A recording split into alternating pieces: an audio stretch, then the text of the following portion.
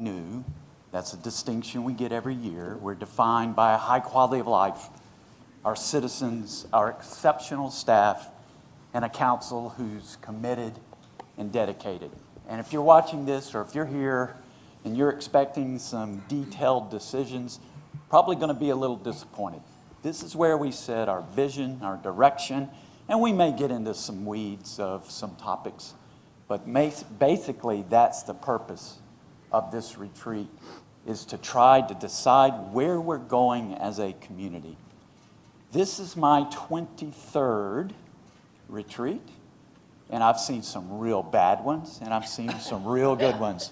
The real bad ones are when staff presents, and you kind of nod and make a couple of comments, and you're not engaged. The real good ones are when everybody in the room is engaged and comments and participates. We've even had council members sit through entire retreat and not say a word. We can't have that. We need all of you involved. And staff, if you got something to say, you need to say it. We need to hear it. You are the experts. That's what makes a successful retreat. This is an exciting time of year for me, and I hope it is for you, because I get to find out where we're going as a group. And so with that, let's get started, and I'll turn it over to you, Russ. Thank you, Mayor, and very well said. I really just welcome everybody to the 26th Council Staff Retreat. I could not be more proud of my staff, fellow colleagues, and friends that have helped prepare for this. And while everyone is not speaking at this retreat, I can tell you everyone's prepared to be engaged, involved, and answer any questions that you might have. And with that said, because there are some new faces, I'd like to go around the room and let everyone introduce themselves, if you don't mind. And we'll start over here with Jimmy Simpson. I don't know how to do this, Mike, and stand up at the same time. Jimmy Simpson, Public Works Director. Good morning, Paul Webster, Director of Facilities, Construction, and Field Services. Hi, Wes Everett, Special Projects Director. John Collins, Director for Parks, Recreation, and Cultural Resources. Good morning, Cassie Shoemaker, Georgiopolis, Transportation Director. Heather Wheelahan, Director of Planning and Community Development. Shelley Curran, Assistant Town Manager. Well, we can introduce Senator Adcock. Gail Adcock. North Carolina Senator. Let's give it to Nicole. Nicole Coughlin, CIO. Come on. Sergeant Ed Page, Special Events, Cary PD. Good morning, Katie Dry, Assistant Planning Director. And Jamie Revels, Utilities Director. Renee Poole, Chief Human Resource Officer. Stacy Teachy, Capital Projects Director. Margaret Moore, Budget and Management Analyst. Liam Braley, Budget Manager. Kimberly Branch, Finance Director. Kelly Blasey, Transit Director. All right, tag team, you two. Just, you're going to have to yell. Sean Lepp, Production Coordinator. I'm Jeremy Diamond, Production Supervisor. Jack Kaufman, I'm a contractor. Kaylin Waddell, Program Supervisor of Technical Operations. Iris Lloyd, Contractor. Allison. Allison Hutchins, Director of Organizational Development. Hi, I'm Cary Harble, Director of Special Projects. Hi, Brittany Edwards, Administrative Services Assistant Director. Good morning, Michael Cooper, Fire Chief. Terry Salt, Police Chief. Scott Berry, Assistant Town Manager. Dana Widmar, Assistant Town Manager. Susan Moran, Chief Strategy Officer. And I guess I should say I'm Russ Overton, Interim Town Manager. With, again, Lisa, Jenny, Town Clerk, I think everyone knows you all. There was an extra part of that introduction is they all got to practice using their microphones and they don't even know it. Good job. While the backdrop of this retreat is certainly unusual and it's a time of transition for us, we are all very excited to be here. I think kind of this theme of one team, one goal kind of comes to mind. Council and staff working together this weekend, and then with all of us putting Cary first in all that we do. It's really my hope that council will have open and constructive dialogue with staff, and I hope that we emerge from this weekend with a renewed spirit and togetherness. And kind of in this time, I kind of feel, who doesn't need a little inspiration in their lives? So if you don't mind, this will be self-explanatory, but it's something that my wife shared with me, as she's a poet and a writer on the side. Most people don't know that, but I find her to be very good at that, and she shared this with me, and I think it may have a lot of meaning to everyone in this room. Oops, I think I clicked. I think it's just going to start. Or tech may have to do it.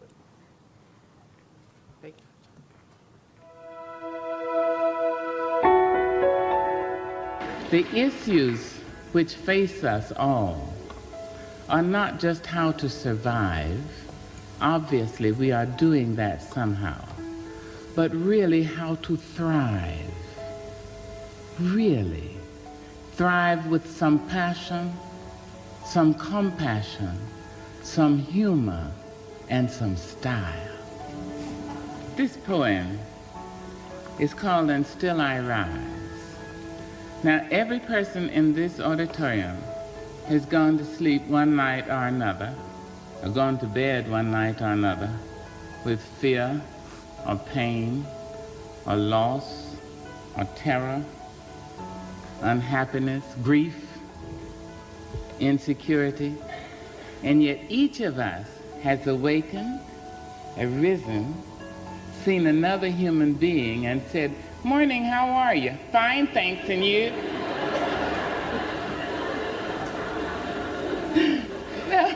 Now, wherever that abides, whether it's behind the kneecap or in the bend of the elbow or between the teeth, wherever that is, lives, there we will find our nobleness.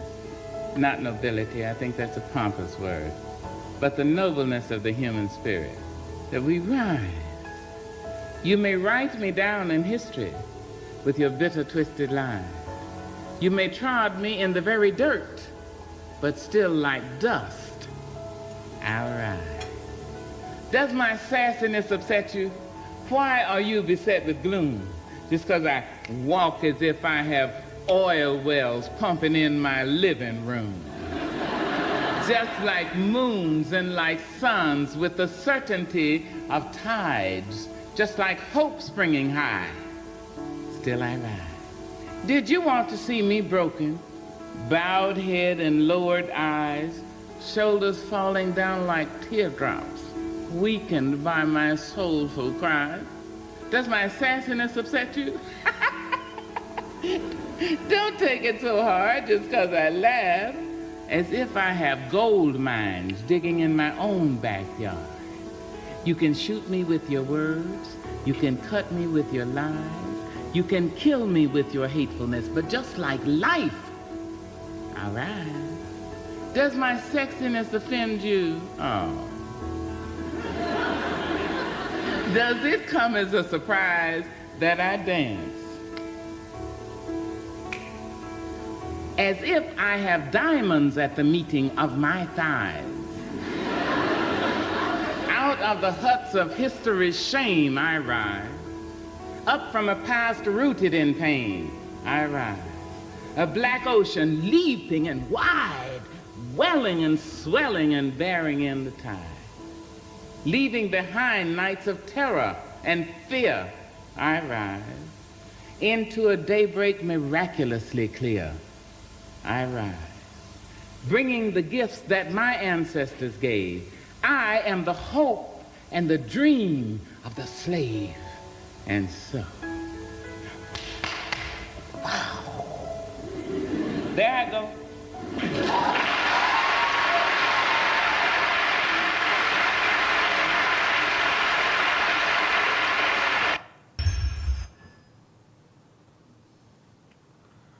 Get to a next slide. Y'all can advance the slide. Advance too far. I don't know how that resonated with folks, but It was great. Yeah, certainly I identified with it. to me, I felt like everyone could identify with that, poem in this moment in time. So hopefully we can take something from that in this weekend as we go in this state of Cary that we are. So part of this weekend, we're going to reflect on our past to shape our future. And to do so, we have what I'd call maybe could be our water cooler corner, if you will. And staff has done this yesterday, but put a chart up of Cary through the decades, reflecting on our past to shape our future with 3 questions that we asked, and we used black Sharpie with some picture prompts to maybe give some folks some inspiration. But we'd like all the council members to do that today, and as we close out the retreat, maybe we'll use it and see what things were said. The 3 question prompts were, when did you start in Cary? Some have done when they were born. There's something that's been done in Cary that you've really liked from our past, and what would you like to see us do in the future? So we've populated a lot of it.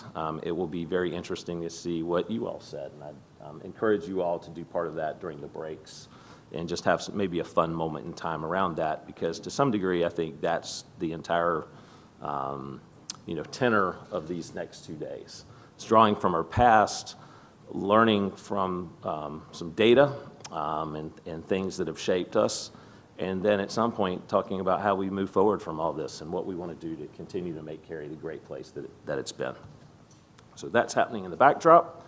To really go through the agenda specifically, the first day, in my opinion, is a lot of reflecting and learning. We'll do a really fun icebreaker in a few minutes. We've got Senator Gail Adcock as our special guest speaker. Thank you for being here, Gail. And we'll do some discussions on Cary's DNA, as well as our purpose and what matters most, looking at our mission statement, statement of values, talk about our evolving community, have a service levels discussion that will really kind of be a panel discussion, but with question prompts from you. And thank you for providing feedback on that. Obviously, we get into our budget priorities, and you could think of this as continue your work from a work session where we talked about pillars. We're kind of evolving the name or term pillars into priorities, and then obviously lots of reflections on the day. On day 2, I'd say is a little more forward-thinking with some financial updates, planning for our future. What does our community look like? How do we have a well-planned community? Getting into a budget update, a very early budget update, and actually bringing you some budget numbers that are so preliminary. Most people in this room haven't seen them until we actually did the presentation. They are not the budget you will receive. It will be the information that the department directors have turned into us now that begin the makings of a budget. So just something in our continued quest of sharing more budget-related information with council, with the public, even sooner than we ever have. A lot of miscellaneous updates on kind of what's going on around town, and then I look forward to some final reflections and a recap by all of you. So it should be an action-packed day. Expect things to move around and shift, because I've never been to a retreat, and I think I've been to 13, Mayor, as I did my math, although we may have canceled one sometime along the way, or maybe I was sick, I'm not sure. We have a person attending the retreat for the first time, in Margaret back here. And I think she is the only one it's her first retreat, correct? Yes. Staff-wise. Staff-wise, yes. Obviously, you've got council members, but I believe you two were actually here last year, so you were not. Well, I got bad intel. One day. All right. You have been to quarterlies. You've seen the model. You went to Cary 101. You're as up to speed as anyone could be in your position at this time.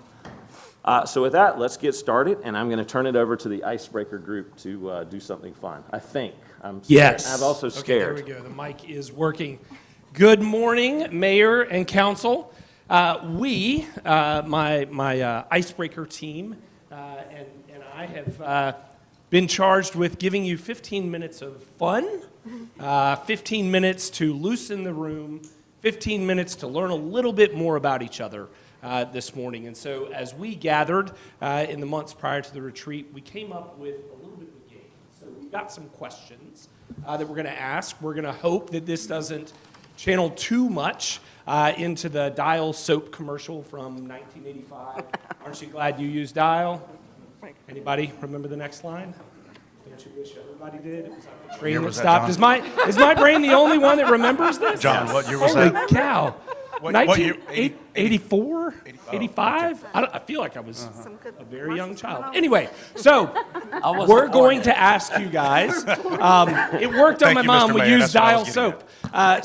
So, see, we're already getting vulnerable. We're starting to share. There was something in there about us being a team. This is really, really important. So, we're going to take a few minutes. We're going to ask you guys some questions. We're going to learn about each other. But you're going to answer them with your feet. So, to channel our dial soap and run on that narrative just a little more, we need everybody to stand up, and we're all going to come right in this little square. Oh, yeah. But Everybody, hang on just a really minute. close. Come on up. Let's pack it in. So bring it up, coming into the little square here. Really fun, John. Keep it really fun. It's going to be great. Come on. Russ You can set be a high first. standard. Thank Come you, on in. Lisa. Good morning, Jenny. Come on, Mayor. Renee, y'all are welcome to join us. Come on. Gail, I am It's for so everybody. glad you get to do this with us. This is for everybody. Pretty sure. That was really early in the morning. That You my can belly find- tickled. you can find Mayor, comfort I in your neighbor. appreciate your leadership. Come on in, guys. Fill the space. Fill the space. So the way that this is going to By work. himself. No, it's okay. You can be in here. Come on in, Shelly, Scott, Ed. Come on in, Ed. It's all right. So on the screens behind me are going to be, and everybody should be on this side of me. Let's just do that. So come on in. So what you're More going to rules, get, John. More rules. if you are at home, I'm attempting to look at the camera, you can do this too. Just stand up, find a little space in your room. You just need to be able to vote by walking to this side or to that side. So that's it. Now, we have microphones, and I did say we were going to learn a little bit about each other, so we may come and ask you, why did you choose this or that? Now, Yes, Susan, some of these we're right questions are going to reveal really, really important things about yourself, and we'll get to that. I think I'm going to turn it to Jimmy for our very first question, or I'm going to Renee. Wow, hold aren't I? on. What was that? For our very first What did I hear? question. So we're going to go with this or that once you get the question. I don't know what the first one is. Let's But have it's the going to first one appear on pop the up. screen. And we were supposed to have cool If you're an music. introvert, go to this side. If you're an extrovert, over here, please. One side or the other. And here's the Oh, middle. I lost my name. Introvert or extrovert? You cannot be in No the middle. middle. Russ, you got to pick. Introvert, extrovert. John, which one Introvert are or you on? extrovert? Yep. Yeah, you got to go. There is no middle. No middle. You got to choose. Michelle, talk to us. Extrovert? Why? Wants to dispute a choice. Why do you? Oh. I'm wondering if we can dispute other people's choices. Absolutely. What are you saying, Wes? I have no comment. Michelle, what is it about you that makes you an extrovert? Good answer. Good answer. Good answer. Good answer. Question number 2. Next question is, creamy or crunchy? This is a tough one.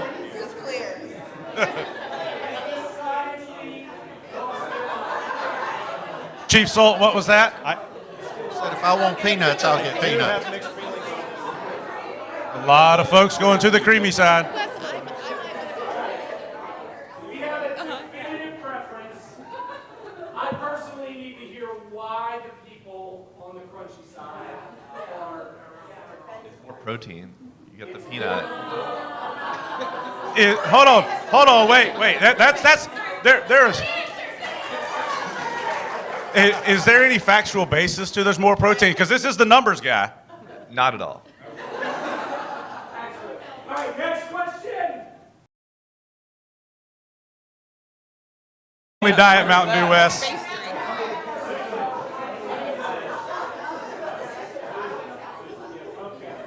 Hold on. Uh-oh, hold on, we've got a dilemma. If it had said Mountain Dew or Mellow Yellow, I'd be with you. But it is Coke or Pepsi. It is Coke or Pepsi. Pick one. There's no middle. There's no middle. Leave Susan where she was, and Russ, you head back to your side. Russ, Celsius is a Coke product, I believe. Next question. Early bird or night owl?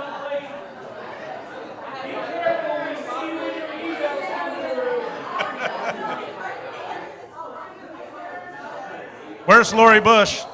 She is definitely the night owl. 12:30 emails. I don't like either. Scott, what's the best part about being the early bird? Getting up in the morning. Babe, that's good for Heather. Let's try that again. Heather, what's the best part about being the early bird? You get the worm.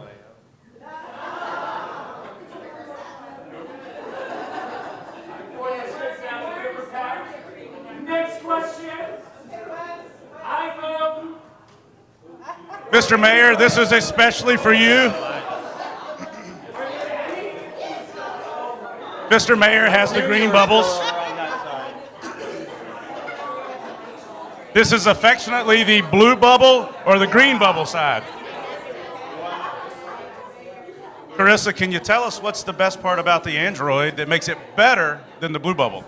The screen doesn't break every 5 minutes. Wow. Any response from the iPhone folks? I think John's calling that user error. No iPhone comebacks to that one? All the introverts went over there, right? It's superior, the end. Wow, mic drop. Next question. See the future or change the past? Interesting. Would you change the future or no? See the future. Good job, John. Or change the question.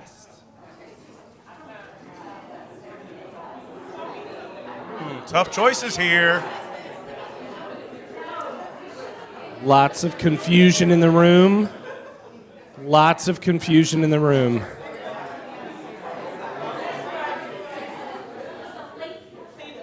That was a late move, Well, that Michelle. Late move, Oh, harpoons late move, you. yeah.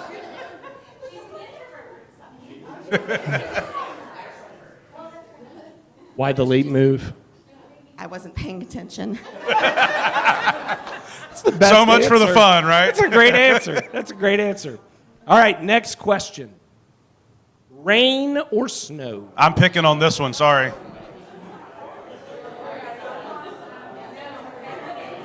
And everybody who ends up on the snow side, we are at 400 James Jackson. Take this back.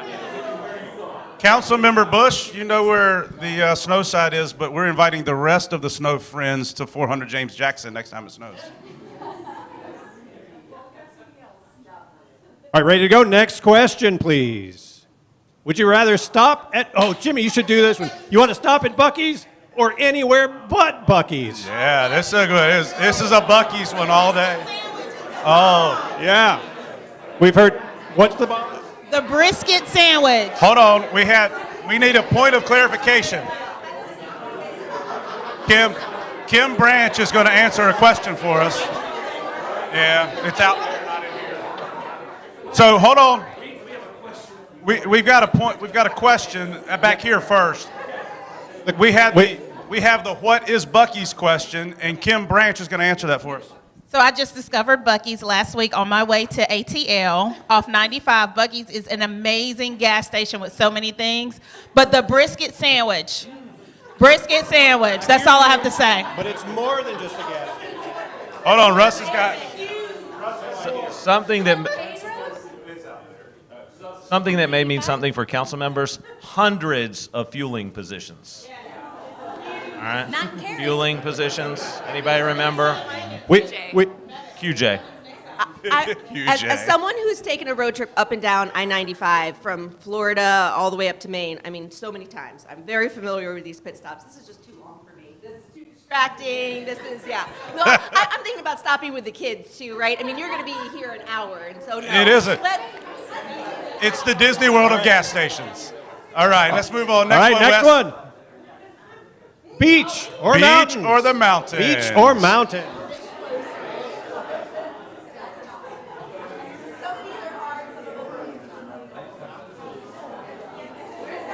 Wow. A lot of beaches. Interesting. Why mountains, Kelly? You can't ski at the beach. Yeah, that's debatable.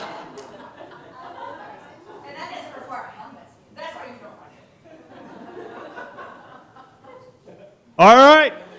Next question. Just sometimes you let it go. Window or aisle?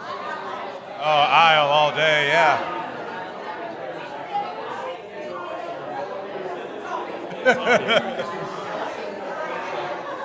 Now, I feel a little slighted a bit.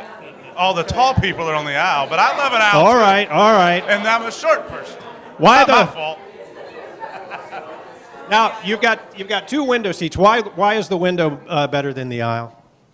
Because it's better than the aisle. There you go. There you have it. Asked and answered. We learned who sleeps on a plane Yes. and who cannot sleep on a plane. That is well put. Has a tiny bladder. Next, please.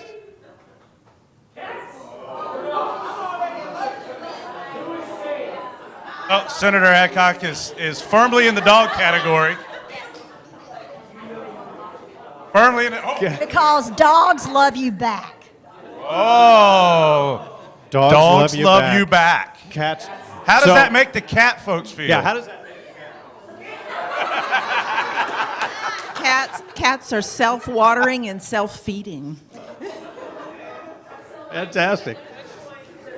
All right, cats or dogs? Next one, please. Dinner for breakfast or breakfast for dinner? Dinner for breakfast. Ed's moving quickly to I the dinner believe for that breakfast. cold pizza counts as dinner for breakfast. Cold pizza counts as dinner for breakfast. Absolutely. Wow, this is. I love that. Because there's nothing better than steak any time of day. Hold on. We should have defined Waffle House at 3 o'clock in the morning, T-bone steak and eggs. What does that land? That's on this side. We're here. We're good. I'm staying there. Next, please. Movies. No judgment. There's no judgment.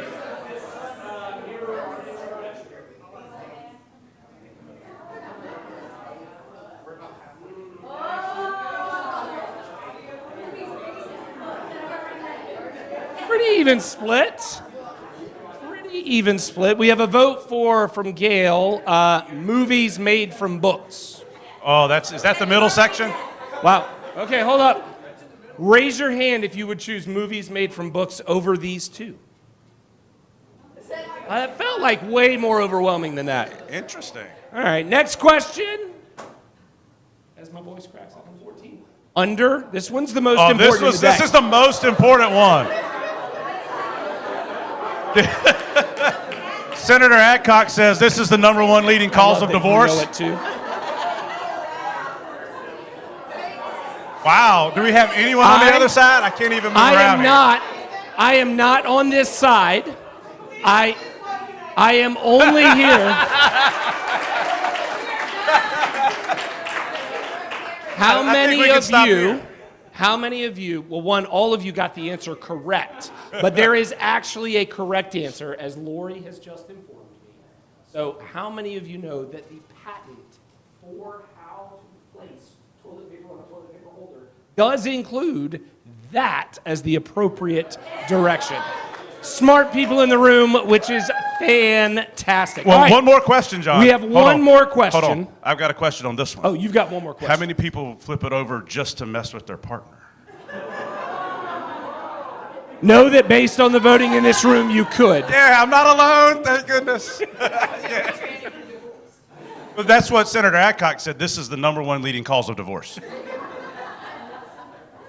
All right, so we are going to go back to our seats, but we're going to do this in an order, and we're going to learn one more very important thing about ourselves as we do this. I don't know that it was championship round, but I'm assuming the next slide, I'm hoping the next slide, there it is. If you have never broken a bone, please return to your seat. Quick disclaimer, Never John broken a Collins boat. cannot win this challenge. I'm not allowed to win this challenge. Wow. I am. Okay, we can reorient a little now. Okay. Boy, that look at a lot. I'm shocked by that one. That's a lot of never broken a bone. If you have broken only one bone, please return to your seat. Paul is going to stand there for. Paul Webster, only one vote. Hold on, Paul we likes should have done ligaments surgeries. and joints and all kinds of other doctor visits. Is this a HIPAA problem? Right, is this a HIPAA problem? Okay, here we go. I'm going to hope not. Everyone here, you may answer at your own choice. And disclaimer, this is a That's why challenge it's by a choice. range. Return to your seat whenever you would like. No one is checking your answers, and I'm not asking you to violate any HIPAA violations at all. Good Okay, job, John. all that said, if you have broken 2 or fewer bones, Whoa. 3, Oh, wait. I'm wrong. yeah, I've had 3 ribs. got them. 3 got or a couple. fewer. My ribs broke. Yeah, do the count. We're gonna find out Who's is left that's doing the math in their head right now? Oh, Michelle is back in. Hold on, did you trip? You didn't trip on the way back, did you? You didn't trip on the way back. No, don't do that. 4. Please don't. Oh my gosh. All right. We lost all our public safety. We're at 4. 5. 5 bones broken. That took everybody. That's it. Okay, well, I didn't think we'd end up in a tie. But since we have a council member who did that, we will gift to you our most now. Full disclaimer: it's our safety gear for the day. So this can go to Michelle. But full disclosure, I have broken 15 bones. Oh my God. So I would have won this question. Our icebreaker team was quite enamored with that. So in any case, if you would like to know which bone or hear one of 15 different stories, John, come HIPAA's check with me no, at the we're not breaks. having that conversation right now. Okay, great. That's it. Thank you all Russ, for back to you. participating. I'm safer now. I forgot about my ribs in that. Right. Reset the stage a little bit here. And I'm very excited to introduce our guest speaker for the retreat, to which I think had this conversation with you a little bit of a nudge. I think it was right after the election had passed, and I ran into you at a chamber event and said, you know what, you'd be great to come and speak to us at an upcoming retreat. So stars aligned. I know everyone knows you, but you've got a bio galore. Well, can I say this about you? Because some people won't know this. That Gail was a council member from 2007 to 2014, including 3 years as mayor pro tem before she moved to the House and then joined the Senate more recently in 2023. So I will not read anything else because you're well known, well liked, and we are very excited to have you here to speak to us today.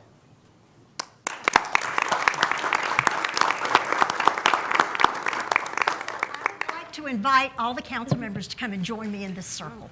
Uh-oh. Yeah, uh-oh, come on. My helmet back on. Is it Duck Duck Goose? No, no duck, duck, goose. Musical chairs. Sit anywhere you want to.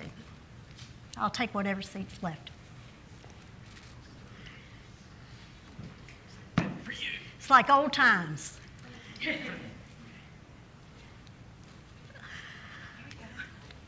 First of all, so I might, but y'all get that. So first of all, it's a real pleasure to be with all y'all. It feels like Old Home Week and New Home Week. And you might have been wondering why they asked me to come. I asked myself the same thing. And then I saw my bio in the materials. I'm looking at the agenda and it goes bios. I thought, I wonder whose bio's in here. Of course, it was mine. And what I want to tell you is I'm going to rewrite that bio today because what's in there is fine, but there's some things about me that you don't know. Harold knows most of them, maybe all. Lori knows most of them, maybe all. But to the rest of you, I'm probably a relative stranger. I mean, I've met with most of you, had coffee, chatted about things. But I wrote down a few things because there were some things I wanted to be sure and say today. However, my hope, my intention, is that this is not some kind of me telling you what to do, but a conversation, which is why you have mics and not just me, okay? So roll it back to 2007. I'm guessing that the newest, and some of this is assumption, but I'm assuming that those of you who are the two newest think you're in a very unique situation. But I want to tell you what it was like after the 2007 election. So I replaced a beloved council member, Marla Durrell. She had 2 terms, 8 years. She decided not to run again. So I came onto this council with some really big shoes to fill, and there was no way I could fill them. You've heard of Marla Durrell Park, right? I mean, nobody's naming a park after me. Marla Durrell. So I had big shoes to fill. Don France came on with me. He defeated a 2-term incumbent, Nels. Wasn't it 2 terms? It wasn't 3, right? He defeated a 2-term incumbent. Our mayor here defeated a 1-term incumbent mayor after having served on council for 4 years, all for 4 years, came back and did that. And then Irv Portman came onto council after being appointed. He'd been on maybe 2 years. So we came in, the 4 of us, as fairly new people. So as you sit, thank you. Sorry about this. Thanks very much. So those of you who think, oh my gosh, we've got such a brand new council, we had a brand new council then too. And there I had defeated, and this is going to resonate with some of you, I had defeated a candidate that everybody loved and everybody assumed was going to win. He'd been chair of the Chamber of Commerce twice. So it was a real surprise when I won. And I probably won because it was a three-way race and I didn't have to run against him head to head. And there were clearly some misgivings about what kind of council member I was going to be, what kind of agenda I had.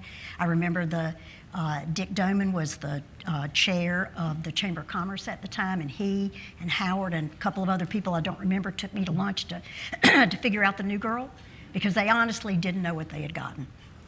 And as you can see now, I have a great relationship with the chamber. But back then, it was like, who is this person and what is she going to do with our town?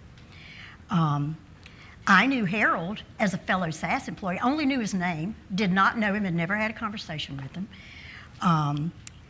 The other new member, Don France, really wasn't new because Don had been on P&Z at least 1 term, if not 2. I'm not sure he chaired, but he had been a member and a very good member. So I came on to council. I wasn't just new, I was green as grass. I knew nothing. Every issue was new to me. Every person was new to me. I had never been on a board or commission. So I can really identify with you, Bella, and I can really identify with you, Brittany, of walking in and everything that comes to you is new. It's like drinking from a fire hose every day. I can identify with others of you, Michelle and Sarika, for running for a seat where the person before you was someone that people revered. I totally get it. And let's see. So that's the first thing I wanted to say, is that while I do not know exactly what you're feeling today and everything that you're facing, that council in 2007 had a lot of uncertainty to it, especially with the brand new mayor. We'd had 2 mayors in a row who only got 1 term, and the town was booming. So even though this feels like a really unique situation to you, and I know that it is, it's not without precedent.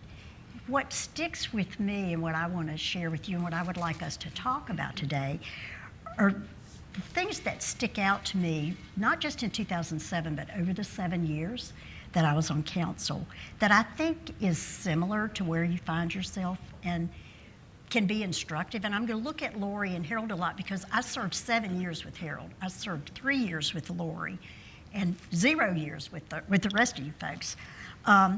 People on and off council had a lot of feelings about that election. And we were under the microscope. Different than you are. It wasn't a media thing, but the people in the town were watching us because they were not so sure how we were going to do. Would you agree with that? Oh, yeah. That's true. Yeah. We was kind of like put up or shut up. There was a lot of uncertainty about how this new formulated council would operate and the direction they were going to take the town. A lot of people, I think, particularly the business community, was very worried that we were going to shut the town down and not have growth. We were not going to be business friendly. That Cary was not going to be the Cary that they knew and loved and recognized. So I have some sense of what you're thinking about and dealing with and what you may be hearing out there on the street or getting in your email and that kind of thing. And I think anybody who's talked to me for more than 5 minutes knows the older I get, the more I'm into truth telling. And I expect that this conversation that I hope we're going to have over the next hour or so may be uncomfortable at times. It certainly is going to be for me. And if it's a little uncomfortable for you, that's probably good, because it shows that we're really thinking and we're willing to grow, and growth is uncomfortable. We walked into, as a new council, some negative behaviors. From where I sit on the outside of what you're dealing with, you have had negative behaviors modeled for those of you who are already on council, from the top down. And I'm assuming that some of those negative behaviors you've adopted. Because when negative behavior is normalized, everybody does it. And so one of the things about that is recognizing it and deciding you don't want to be that way. Here's some of the negative behaviors we walked into. There were blurry lines between council and staff. Now, I'm rolling this back to 2007. And it didn't all become apparent at the beginning, but it became apparent pretty quickly.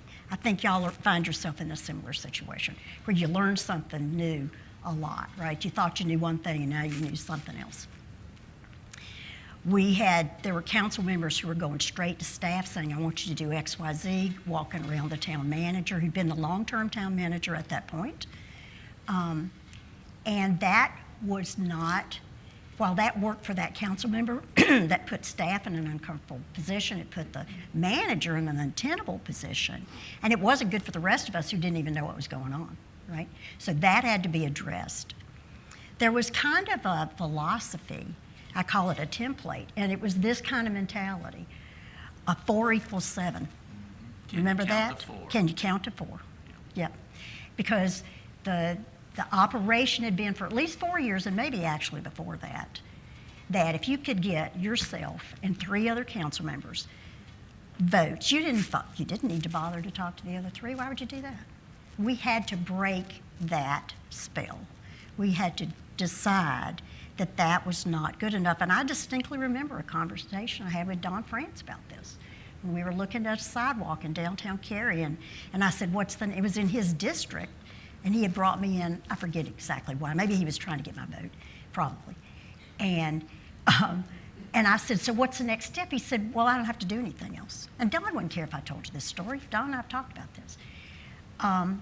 And I said, well, we owe it to the other 3 to at least talk whether we get their votes or not. And over time, that can you count to 4 mentality went away. The reason that I think that's so important, we can talk about it in a minute, is if you only ever go, and you know this, I mean, those of you who've been on council for more than a couple of months know this, right? If you only talk to the same 4 people all the time, you not only never get the perspective of the other 3, but you build a wall. You eventually build a wall between you and those other people where they feel discounted and marginalized, unheard. Bad things happen from that. Bad things happen in relationships, bad things happen at the table. So we had to give that up. And so I'm going to stop there and ask, because I got some more things to say, but I want to stop there and say, what about this resonates with you as you think about this? Does any of this ring true to you? Do you see any of this? I mean, just ask that question. Yes. You want the mic? Sure. Yeah. I would say, excuse me, primarily the just get to 4. Yeah. And, there's a phrase that is kind of stuck in my head. I've been told a couple of times it's a moot point. You don't have the votes. And discussion sort of, it goes better if we know there's probably pockets of, oh, I think maybe Sarika will like this, or I think maybe in the past Jack might be okay with this. But if you have an inkling that probably the majority aren't going to be in support, then the discussion doesn't even happen. Mm-hmm. And that word moot point, that phrase has been said to me a couple of times. And it's now, it's a trigger, it's my trigger, don't say that to me. And so I think what happens is we vote together a couple of times, and then now I'm like, oh, now I know how Michelle Craig is gonna vote forever, and that's just not the case. Right. And that's something I had to go, oh, you know what? After a couple of people surprised me, that's happened, people surprised me. Lori and I surprised people by very much disagreeing and voting against each other, those kinds of things. That was part of the learning curve of getting on council and understanding that you can't just assume what somebody's vote's gonna be. Mm-hmm. And so having those discussions, I think Harold's really good at that. It's part of the reason why we tend to vote together a lot is because there is a lot of individual conversations, but when it's a significant departure from what we've always done, it's very often a moot point because I don't have four. Can I go back and pick up something you said? You said when, and I'll just say Lori because you said that Lori and I voted against each other, but you actually didn't vote against each other, did you? You voted against the issue. You voted opposite on the issue, not against each other. Did it feel personal? At first, yeah. Okay. I had to remind myself that this is a job and I'm not mad at Lori, right? That's an excellent point. Right. Because that's one of the things that's really hard to do and really important to do, is to give it your whole passionate self at the table or at the work session or wherever over coffee, but to realize it's not personal, to not let it break your relationship, and to realize that on the next issue, you may be totally aligned. It's issues, not people. We vote on issues. We're not voting on the goodness of people. Correct. Right? Okay, that was a really good point. Mayor. So I'd just like to follow up with you. My first 4 years on council were exactly, can you count to four? Yeah. Backstabbing, deal making, it was horrible, and it was not fun. When I lost in 2003, I'm like, great, I can go back to my life. But when I was elected as mayor, let's just say, you brought up Don, so I'm thinking about Don. Let's just say we had an uncomfortable start. And over time, we realized together that we can disagree on almost everything, and I felt like we did. I would start off conversations, and I knew he's next, and he's going to disagree with me. But I always challenged him in private. He said, what do you think about this? I'm like, I'm not for that. And he's like, why? And I'm like, just change my mind.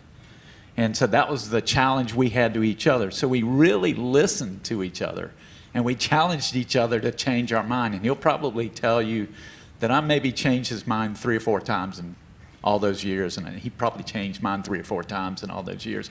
But I thought that was a really big growing point for me, to be able to learn to challenge myself, to let him change my mind rather than, nope, I'm going this way. I don't care what you say. You're wrong. Yeah. I'm not going to listen to you. And being able to do that really changed me as a government leader, to have people try to change my mind. And so I go into meetings, even though sometimes I'm like, that's a no-brainer. I'm like, nope, open your mind up if somebody disagrees with that. So anyway, that was a learning point. Yeah, there's some really good stuff in what you just said. I want to unpack a couple of things. Okay. One is the admission that they got off to a rocky start.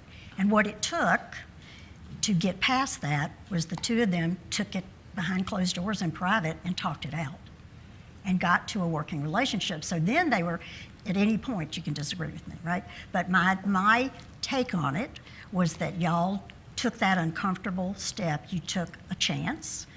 You believed in each other enough to believe it was worth having that conversation.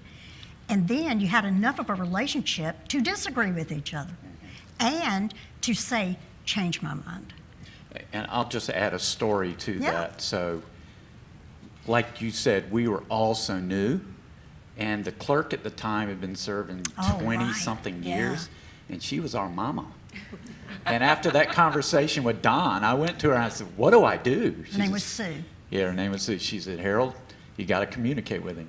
Call him at least once a week or twice a week. Call him every day and just have a conversation. Get to know him.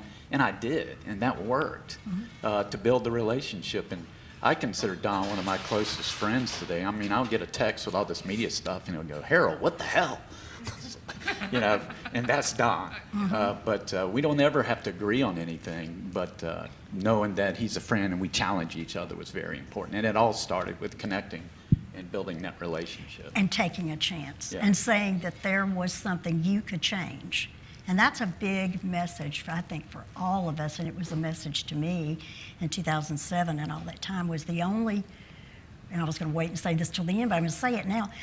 We really only have control over one person. That's us, your own self. And only when we decide I'm doing something that works for me as an individual, but it's counterproductive to the group, or it detracts from the mission, or it's somehow destructive to the group, although it works for me, you have to make that decision for yourself first, and then you have to stick to it.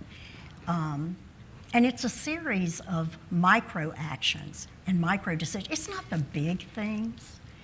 It's the little things that you do. It's that consistency in how you approach people, right? It's that consistency in how you reach a decision. It's that consistency in talking to everybody. That's where the trust grows, right? That's where people start going, okay, now I trust you enough to tell you this hard thing. Because it's really tough to have the kind of conversations you guys are going to have to continue to have with each other, both individually and as a group, if you don't trust that the other person's going to actually hear you. They're not going to just dismiss you, and they're not going to hold it against you. I remember when I served with Harold as mayor, and Harold's wanted, you remember this, I guess, locking me in that room that night and talking me into running. Do you remember that? Oh, yeah. And even though Harold was one of the people who encouraged me to run, we didn't always vote the same. And I used to say to people, and I'll stand by it today, I never once felt like, even when it was something that he really was passionate about, and my vote would make the difference of whether it passed or failed, I never once felt like he held it against me. There was no retribution. There was no payback. There was no, oh, I'm going to get you. That was very freeing to me. It was not what I mean, it's not that I didn't expect that, but it was still so wonderful to know that I could say whatever I needed to say, and then it was over. Back when we were talking about this at breakfast, back when we had the Cary News, remember we had beat reporters in the Cary News, and they followed every word we said. You think being on TV is one thing, whether you're quoted, and everybody read the paper back then. It came out twice a week. And one of the things I admired about that council, it was a real mix. We had unaffiliated Democrats and Republicans. You could not have told who was what party by any of the votes we had. They'd be 4-3 sometimes. We're never the same 4. They weren't the same 3. When it was 5-1, it was never the same 1. When it was 5-2, it was never the same 2. I thought that was really healthy. People line up, what they think about this issue or that, not based on whether they like you or not, but how they actually felt about the issue. And once in the paper, I have to tell this funny story. So I'm a Democrat, y'all all know that. And but in the paper, the reporter said, France and Adcock, both Republicans, da-da-da. So my husband sees it. He goes, you're going to make them retract that. I said, hell no, this can only help me, right? So Don calls me on the phone, and he said, what are you going to do? I said, don't bother me now. I'm on my way to the store to buy me a little American flag pin to wear on my lapel. And he laughed, right? You have to make fun of yourself. You have to have some humor, and you have to call it, right? It was stuff like that. So what else does it, I'd love to hear from the two. Go ahead, Sarika. So thank you for bringing that up, because we had the exact same scenario just recently. Oh, did you? I'm not going to name him if the person wants to recognize themselves, but then we were in a room discussing about a project in my district. Yes. And I asked, like, why did this project not come to me before this? Because it was supposed to be on the agenda 6 months ago. And I was never brought into the communication loop. And they said, because we didn't need to, because we had our 4 votes. I didn't ask who the 4 votes were. That was not important. What really struck me at that point was that because of the place we are in today as a council, is giving power to people like these to influence some of our projects in our districts. And I also have to really, give this to Michelle.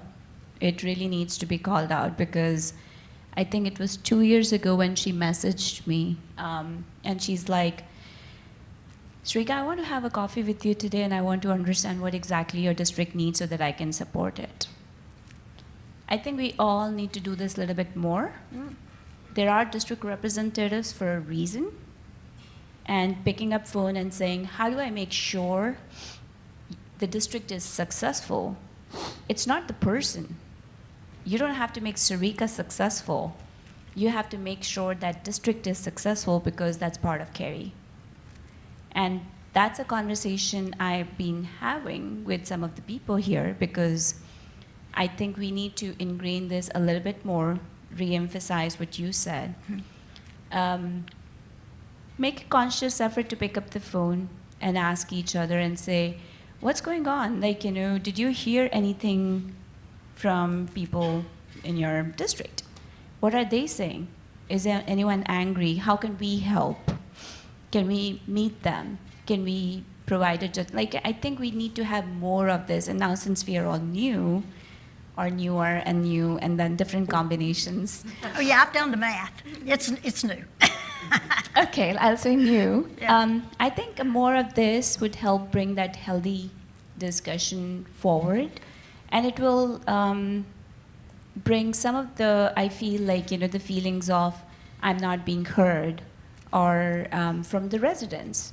I think those things will probably be helpful in my view, and having more collaboration between each other, I think will be, I would like to see that a little bit more.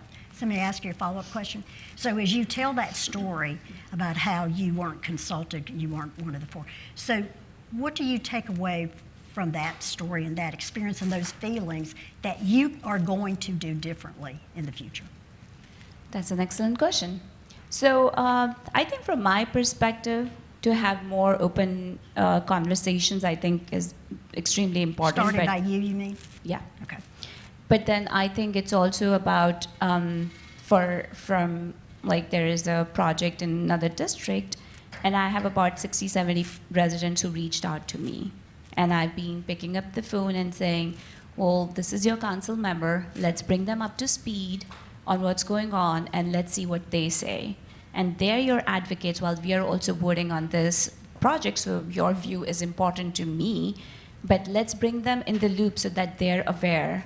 And we all can collaborate and see how do we improve the project and how do we form a partnership to really bring something good in that area.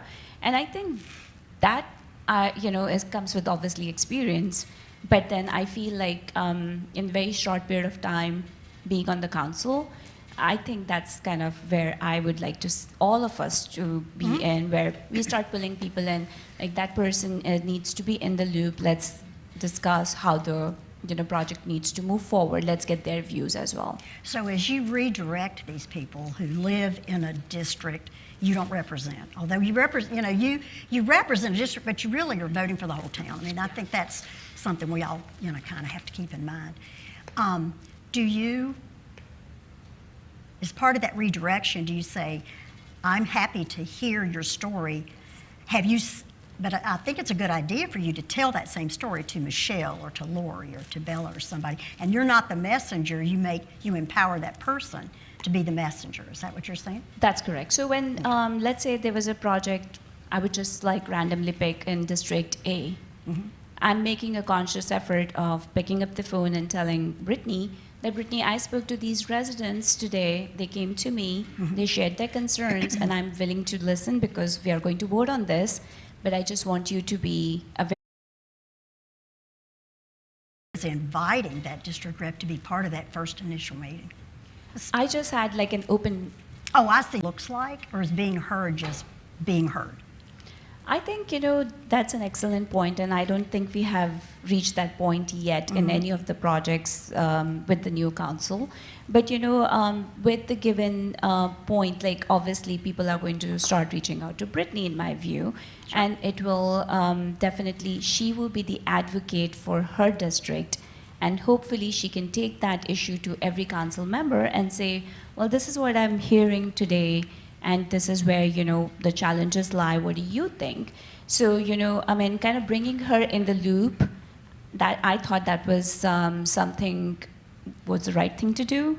And yeah. How did that feel, Brittany? I really appreciated that approach. And, you asked what is maybe our perception as the very newest members. This context and background is so helpful and frankly fascinating to get this history, because you reached out to all of us individually and said, what are some things we can tackle in this time together? And I answered very frankly, which was, I'm still just absorbing the culture, I'm still observing and learning, and so I will be very curious to hear what my colleagues have to say. And so it is very interesting to hear this past experience, because I will say my perception right now is I don't see any inherent alliances. I didn't feel as if I came on board perceiving there's this faction and where am I going to align?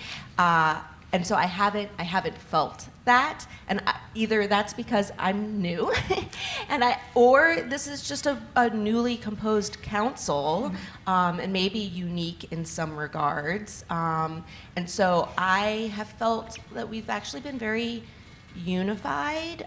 Maybe that's a little bit of a response to this particular challenge, this challenging chapter that we're experiencing. But even as we've talked about our communication styles or speaking to any constituency, be it residents or the media, I have felt a real sense of team.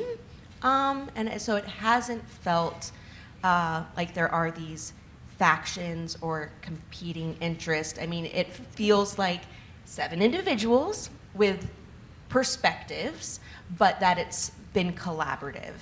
Well, that's wonderful to hear. So as one of the newest people, and that being your perception at this point, what do you see your role in making sure that continues?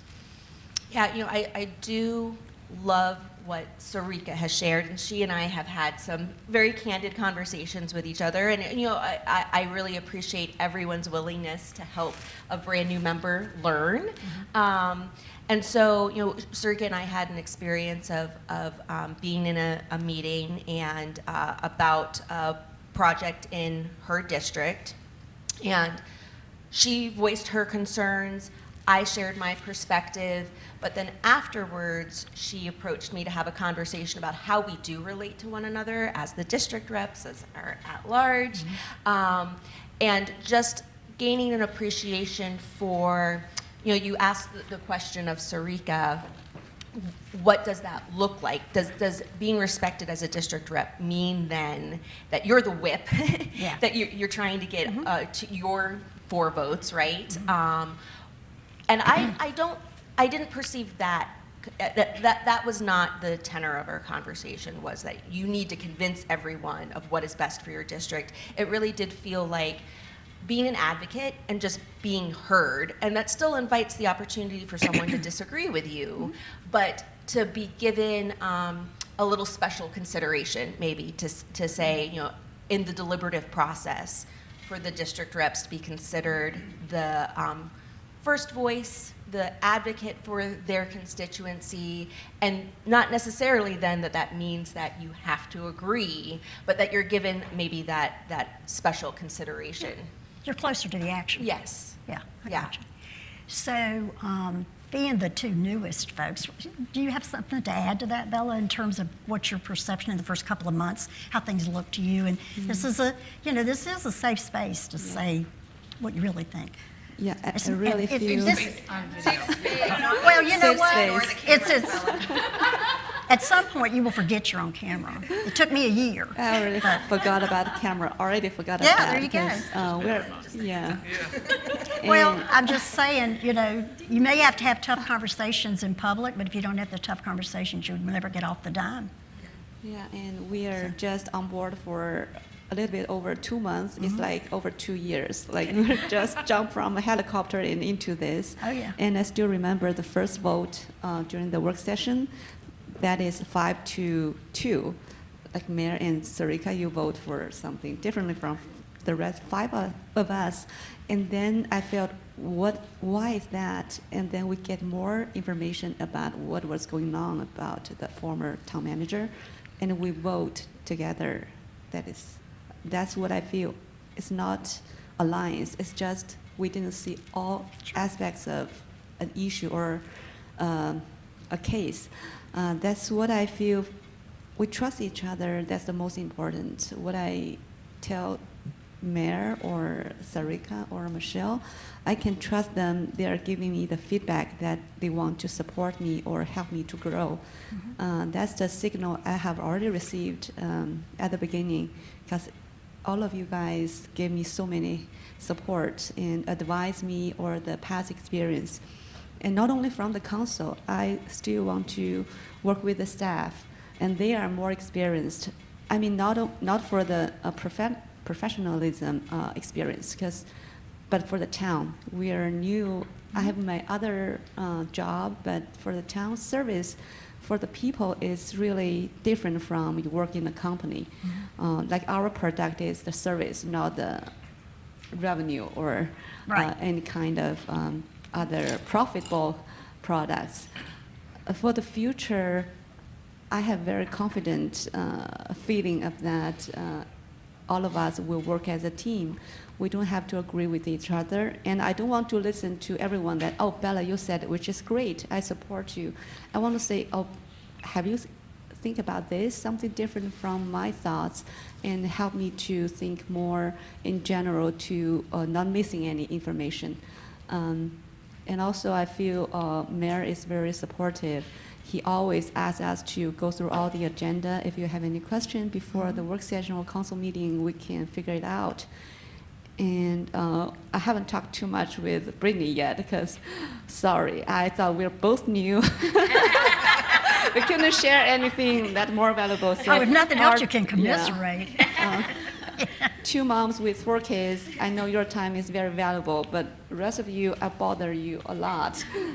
And also Russ and others. Well, just remember, everybody was new at one time. And even though they came with some board and commission experience, a lot of them, like Lori and Harold, both served on PNC. It's still different to be a council member and have that buck stop with you. So let's talk a little bit about this sense of team and this honesty. And one of the things that I didn't say on the front end about some of the bad behavior that we either inherited or kind of played into at the beginning back in 2007 was, and we addressed this, you know, straight on. We talked about Sue Rowland, the former clerk, being the mother. Well, I was like the deputy mother, and I don't know if that's partly because I wasn't older than everybody, because thank God Jack had that role, but I wasn't too far behind him. But being a nurse, you know. One of the things we addressed right up front was the whole issue of triangulation. Indirect communication is very insidious. It's sexy.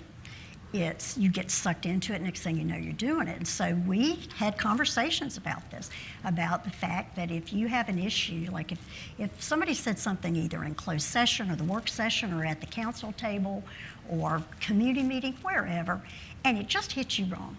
You were either upset by it or felt like it was dismissive or hurt your feelings, whatever, that rather than come to me and say, can you believe Harold said that? That your job is to go to Harold and say, Harold, can I talk to you about this? I'm not sure what you meant. I'm going to tell you how it landed on me. I'm going to tell you how I feel. And there's 2 parts to this. There's the decision in yourself to not do that. And then there's the decision to not participate in that. So that if I go to Harold and say, I want to talk to you about Lori, and Harold says to me, I don't want to do that. So even if I try to play that game with him, he refuses, pretty soon this behavior is extinguished. It just dies like a fire without oxygen. That's one of the most, I think, important things adults can do. And it's hard. It's challenging sometimes. It can be uncomfortable when you really like, I really like Carissa. If I have to go to her and say, and, I don't use but, I do the da-da-da and, hardly ever say but anymore. If I go to her and say, I need to have a tough conversation with you. It's going to be as hard for me to just talk about this as it's going to be for you to hear it. Are you willing to have a conversation with me? And she says yes. We've got enough of a relationship in there that I believe that we can walk away from that, even if she says, even if she disagrees.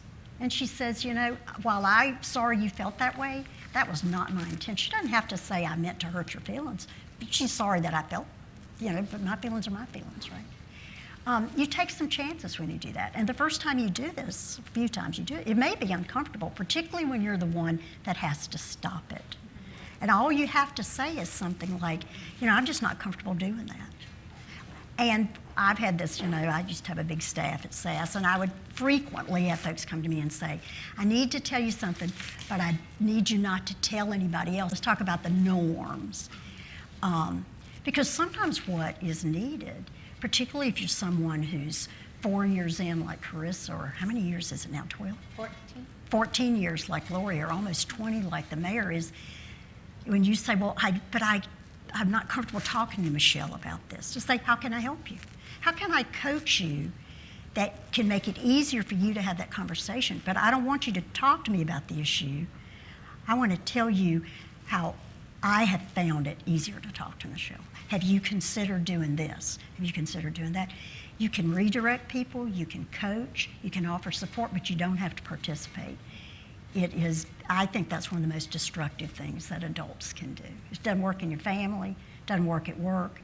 I don't think it works in government. That would be a really good thing to think about. And again, it's a micro action, and that kind of behavior will take care of itself.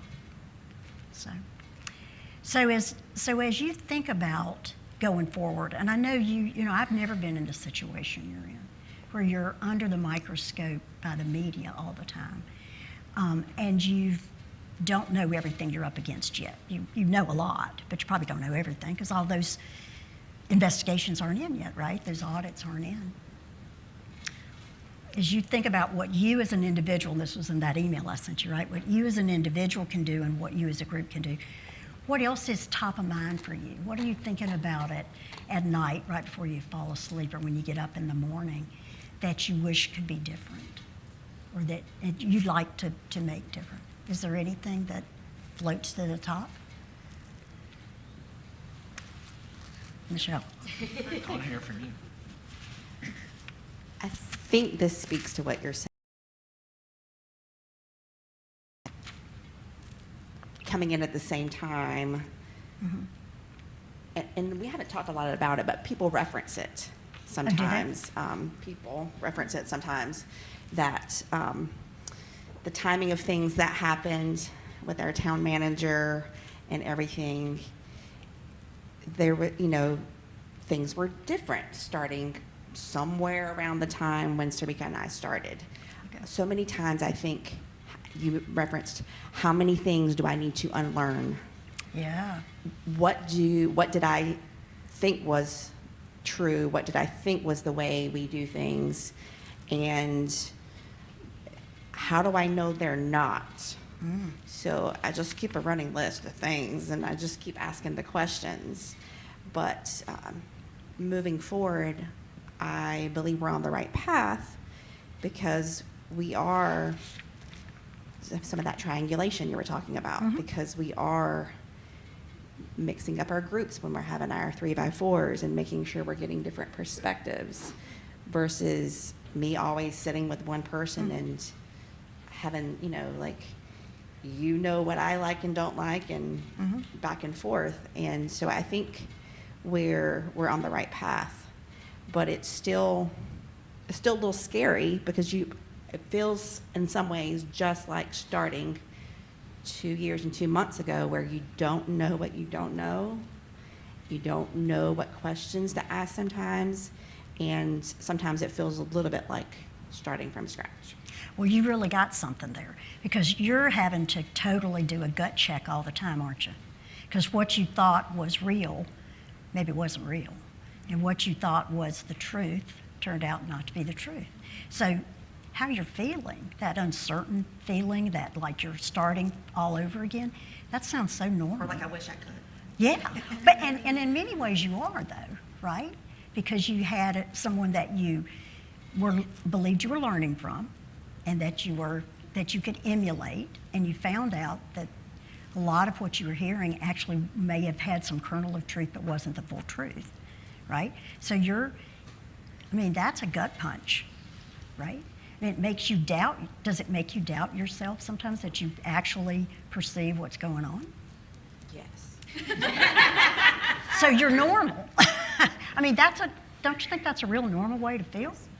I bet and those of you who are brand new who had very little exposure, if any, to the town manager, but the rest of you, especially those that were super close, think about this. He was not just your manager, he became a friend and a confidant, maybe too much of a confidant, right? That just kind of changes your perception of things. You begin to wonder who you can trust. You need to be able to trust each other above everybody else, I would piggyback on what Yeah. Michelle said, and I will tell you the clear distinction between the new onboarding process and what we went through. Mm-hmm. I've sat down and I joined some of the sessions what Brittany and Bella, have been going through with the staff members, specifically talking about permit. It's like talking about permit and permitting, how yeah. the zoning process works and whatnot.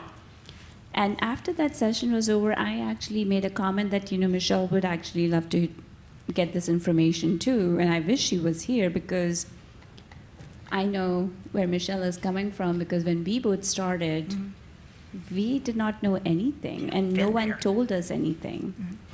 And It was just ethics was all. yeah, we were like, go do your job, like start it. And I remember saying this to Lori twice, and I will say this again. Lori was the one who actually nudged our former town manager and said, you need to sit down with Sarika and Michelle and go line by line over the budget, because I don't think they're there yet. Which is true. And we kept asking for it, and that never happened. We used to have budget reviews and explanations, and Right. which stopped when you came on board. And so don't lose that thought, but you go ahead. I generally don't regret anything from the past, but one thing, if I could really think we could have done differently, both of us. Yeah. And this is exactly what Michelle is saying. What do we unlearn now? And I keep joking with our mayor that, can we get those 2 years back? Can we start again? Reset mode. But here we are. We are here with some experience. But one thing that, I would like to do more and more is talk to these two more. And so when you say these two, you mean Harold and Lori. Okay, as your older members. And to learn through their experience. Seasoned members. Tenured, yeah, there you go. So to get the, and sometimes when they're in these meetings, they ask questions, and I always say this, that kind of helps us understand where these things are coming from, as much as probably you guys don't think that we appreciate you, we do. The experience definitely helps. I would like to see more of this collaboration. I want, the senior members to not assume that they're in control, but, call us for coffee. If you have time, come over. I want to just see how you guys are doing, or what kind of questions do you have, or, did you see this? I think maybe I'm putting too much burden on you guys, but then I feel that will help all of us see through things. And I know, Lori, you have done this when, in the say something, rather. And I'm going to look at Harold and Lori. I'm going to assume that because you have more tenure on council, even though no one's putting more pressure on you, you feel it anyway. Because you've been here longer. Well, I know the mayor does. I mean, of course, but next to the mayor, Lori, besides being mayor pro tem, you've got the most experience, right? And so you must, I would assume at this time, you do feel a little more pressure to help everybody else. Am I right or wrong? You just nailed it. When you were saying what keeps you up at night, it's how do I get them to understand how good they are? And I'm serious. You two, I would say almost a year ahead of where I was when I started. I was so clueless. And Lori's nodding. That's how much you've done in such a short amount of time. And you guys are a lot that, and Carissa too, but you guys are so much better than you think you are, that you're able to balance all the decisions very well and have the conversations. And I'm so very impressed with all of you. And so my biggest thing is I am trained in simulations to see the good and the bad and play it out. And that's how I think. So when you're talking about something is needed in your district, I immediately go to the mode, okay, what's wrong with that? And so I probably come across that way. He's against everything I ever bring up. What is wrong with him? But that's the experience that's coming in. I'm always looking at both sides of that. But I want everybody to understand, especially in this council, that you all are really, really good. The previous contracting job I had, where I visited councils all over the United States, including the Southeast, oh my gosh, those are train wrecks, and we're nowhere near that. And to move forward, we have got to be a team, and I'm hearing that, which is making me feel so good because you guys are really that good. So anyway, that's what keeps me up at night. How do I get that across to them? Well, how do you think you do? Well, how do you think you do that? You got to communicate, one, have those coffees, and say, what's on your mind? What do am I doing anything wrong? Do you want something from me? I don't know what you're thinking a lot of times, and I think maybe I'm not as accessible as I probably should be. Well, you can give some thought. I mean, we realize it's, or whenever we happen to be there. And that was hours long sometimes. We'd sit there and talk for hours. Yeah, it's very intimidating to see him in a bathing suit, I'll just tell you. I'd be wrapped up in a towel and, But anyway, we had some really great conversations and got to know each other really well that way beyond being a council member. Watch yourself. But I would say... Any of you at a pool. Yeah. Goodness. I'm just telling you. But is you're all, because you have to be all business, you have that analytical brain. And I'm like this too. I've had to learn to not go straight to business. Yeah. But I would pick up the phone and say, what about that project? Rather, how are you doing? How are your kids? How's your mom? You know what? Sometimes we got to slow down, and that's the only thing I would say that might help a little bit. Sometimes it's about, for me, it's about intention. Yeah. Right? So I remember when I came on board, I was the only new person. That's right. Everybody else had been on for at least a minimum of 3 years. That's right. And everybody had worked together for 3 years, and I was the sole new person. And I remember thinking, how do I do this? Right? Yeah. What is the best way to create relationship when the only person I really knew was Harold, and that was, just... You worked on all my campaigns. Right. But I didn't know what I didn't know about being at the council table, except for having been lucky enough to have been on P&Z. And I remember, setting up my very first coffee with Jennifer, right? And there was some history there. There was a lot of history. So you may want to just say a little bit about so in 2009, I had run against Jennifer Robinson and got to the runoff and then lost the runoff, but that was the first time that had happened for her. And a side note, we were in the same dinner club. And lived in the same neighborhood. We lived in the same neighborhood. And I had worked on, I think, her very, very first campaign. So there was a lot of history there, but I really thought it was important to start fresh. Well, how do you start fresh? That's very difficult. And she had an amazing amount of grace. Well, so did you. Y'all both, you took it behind closed doors We and took worked it it out behind too. closed doors, right? Yeah. And for an hour and a half or 2 hours, we had a very long discussion about where we had been, where we could go together. Because then, as the District A representative and I at large, after we got it all out, what could we do to build this relationship and move forward? And they did, to their credit. They did. That was, talk about the word uncomfortable. There's got to be a better word. But after doing that, and she gave so much grace, because I know she was still hurting from that. And it was an opportunity for us to start afresh. And then I started meeting with other council members. So it was really a bottoms up rather than a top down, because I don't even know if, I mean, they already all had a relationship. They I'd didn't forgotten need it. that you were the brand new one that came in. You, Harold, and Don and I were in the same cycle, and you were the only new one. That's right. In 2011. Yep. Yeah. Yep. And so it was more about intention rather than anything else. And I remember at that time also being glad that the work session setup was different, and we would move from place to place, or the closed session room setup or the dais setup was always different. So that gave me an opportunity sometimes to sit next to Dawn, sometimes to sit next to Jennifer. So I got an opportunity ad hoc to talk to people, which I really appreciated, because otherwise, when do I get a chance to talk to that person unless we intentionally set That's up right. something? And that, I don't know if that was, by grace or it was intentional, but we just all tried to create relationship. I mean, my favorite experience of crossing the lines was during the chicken wars. Oh, yeah.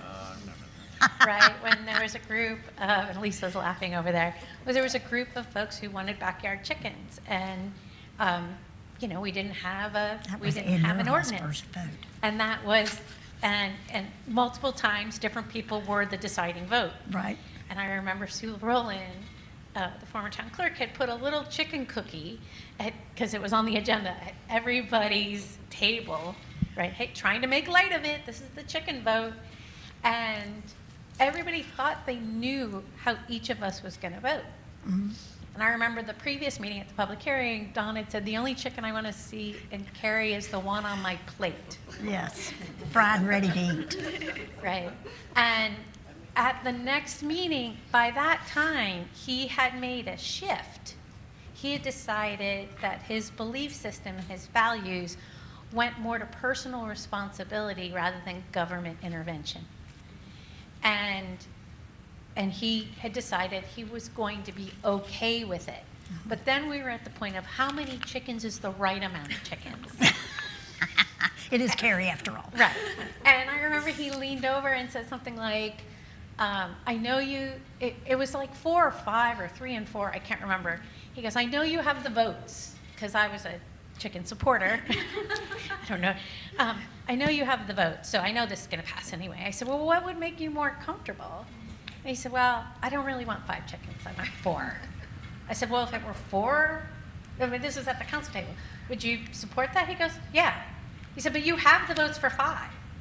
I said, yeah, but I'd rather us all feel good about this. He said, well, you don't have to do that. I was like, I know, but why don't we do that? And I remember him walking away from it feeling like that was a compromise he could live with. It was than voting. consensus. Right. It was consensus. Yes. Yeah. What So can you that's live with? Yeah, that is one of my most favorite votes, as weird as it is. That and the bees. The chicken and the bees, they were the same night. And it really showed that the value of the relationship mattered at that time, as well as making sure that everybody felt heard. And I do think, to your point, Lori, thanks for sharing that story, is that, it can become a I win, you lose mentality. Be careful. If you start thinking that, even about one vote, not all of them, because then you see people as losers and winners, and you want to win. that example, that story is a great example of, yes, you had votes for 5 chickens. Was that really going to matter? What was the bigger win? Well, the bigger win, that was a great example to Don, to the rest of us. What can everybody live with? And I think that's a great value that you have. And that's why one of the things I remember, so I told Bella this story the other day when we were talking after I sent my little email to everybody. So, you know, I was really intimidated to be on television that first year until I forgot the camera was there. But that's not what kept me from talking. What kept me from talking was I was ignorant. And I came home one night, my husband, Kevin, always watched the meetings, or at least as much as he could take. And I came home one night and he said, "You don't talk as much as the other people. You don't talk as much." I said, "Kev, I don't know enough to talk. I am spending this first year listening and learning so much from the other 6 people at the table. And when I feel like I have something I can add, I will talk. But until then, I can't just repeat what somebody else said. I mean, it's basically what I could do." And I'm sure this happens to y'all. I would often be called by the petitioner for the rezoning, or a developer who wanted the rezoning so they could, get the land and do what they wanted. "How are you going to vote?" And I could honestly say, on many cases, not all, I don't know yet, because I have not heard the opinion of the other 6. And it was not unusual for me to, and to your point about asking, they know questions to ask that you and I don't, because of their years of experience, service on P&Z in particular, I think. I got great value from actually listening to the questions they asked and thinking about things I hadn't even thought of. And that's what would help me decide how to vote. So I wasn't trying to weenie my way out of saying how I was going to vote. I actually didn't know. There's so much value in all 7 of you. To your point, Mayor, helping people see how good they are. I can imagine, I put myself in your seat, Brittany, in your seat, Bella, feeling like, compared to the folks who've been here the longest, and Carissa, who's now started her 5th year, that you know so little, but you don't know nothing. You have stuff to contribute. And when you feel like it's time to speak up, you will.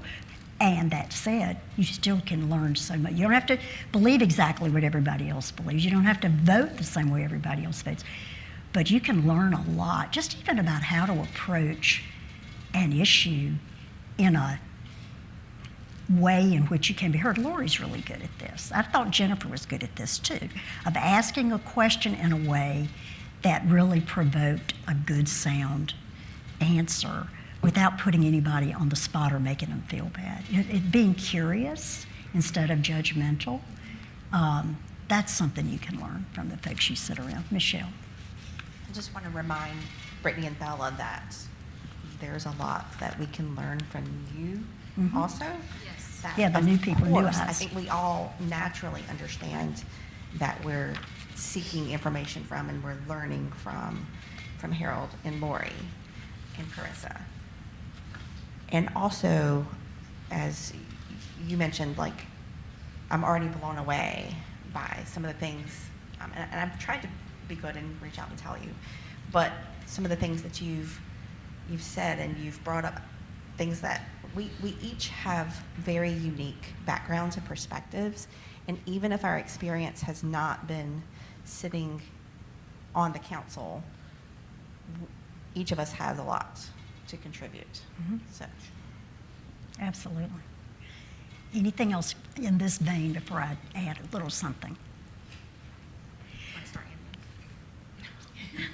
So one of the, go ahead, Bella. No, please. Can we get a recap? Who is introvert? Who is extrovert? Because I was standing with Brittany. Both of us are introvert, and Michelle is extrovert. How about the rest of you guys? So the gauge I use is, well, I used to be an introvert where if I got in front of people, I would shake when I spoke. Now that's not a problem. However, you can tell you're an introvert because you go home and you're exhausted. Whereas extroverts are jazzed up. It's going to take me 2 hours to calm down because this is so awesome. I'm not like that. It's like I go home, put on my jammies, I'm in bed, out. That's at Like, 9 how can you o'clock do too, that? by the Yeah. way. And I'm trying to get people to go have a drink with me. Yeah. now. Mayor, that is the Yeah, that was the exact Don same France distinction thing. that Yeah. I use because Where do you I get your energy? yes, exactly. Because I think sometimes I can fake it well enough that people are surprised that I am such an avowed introvert, and I like expending that energy. It's really meaningful to me to create connection with people.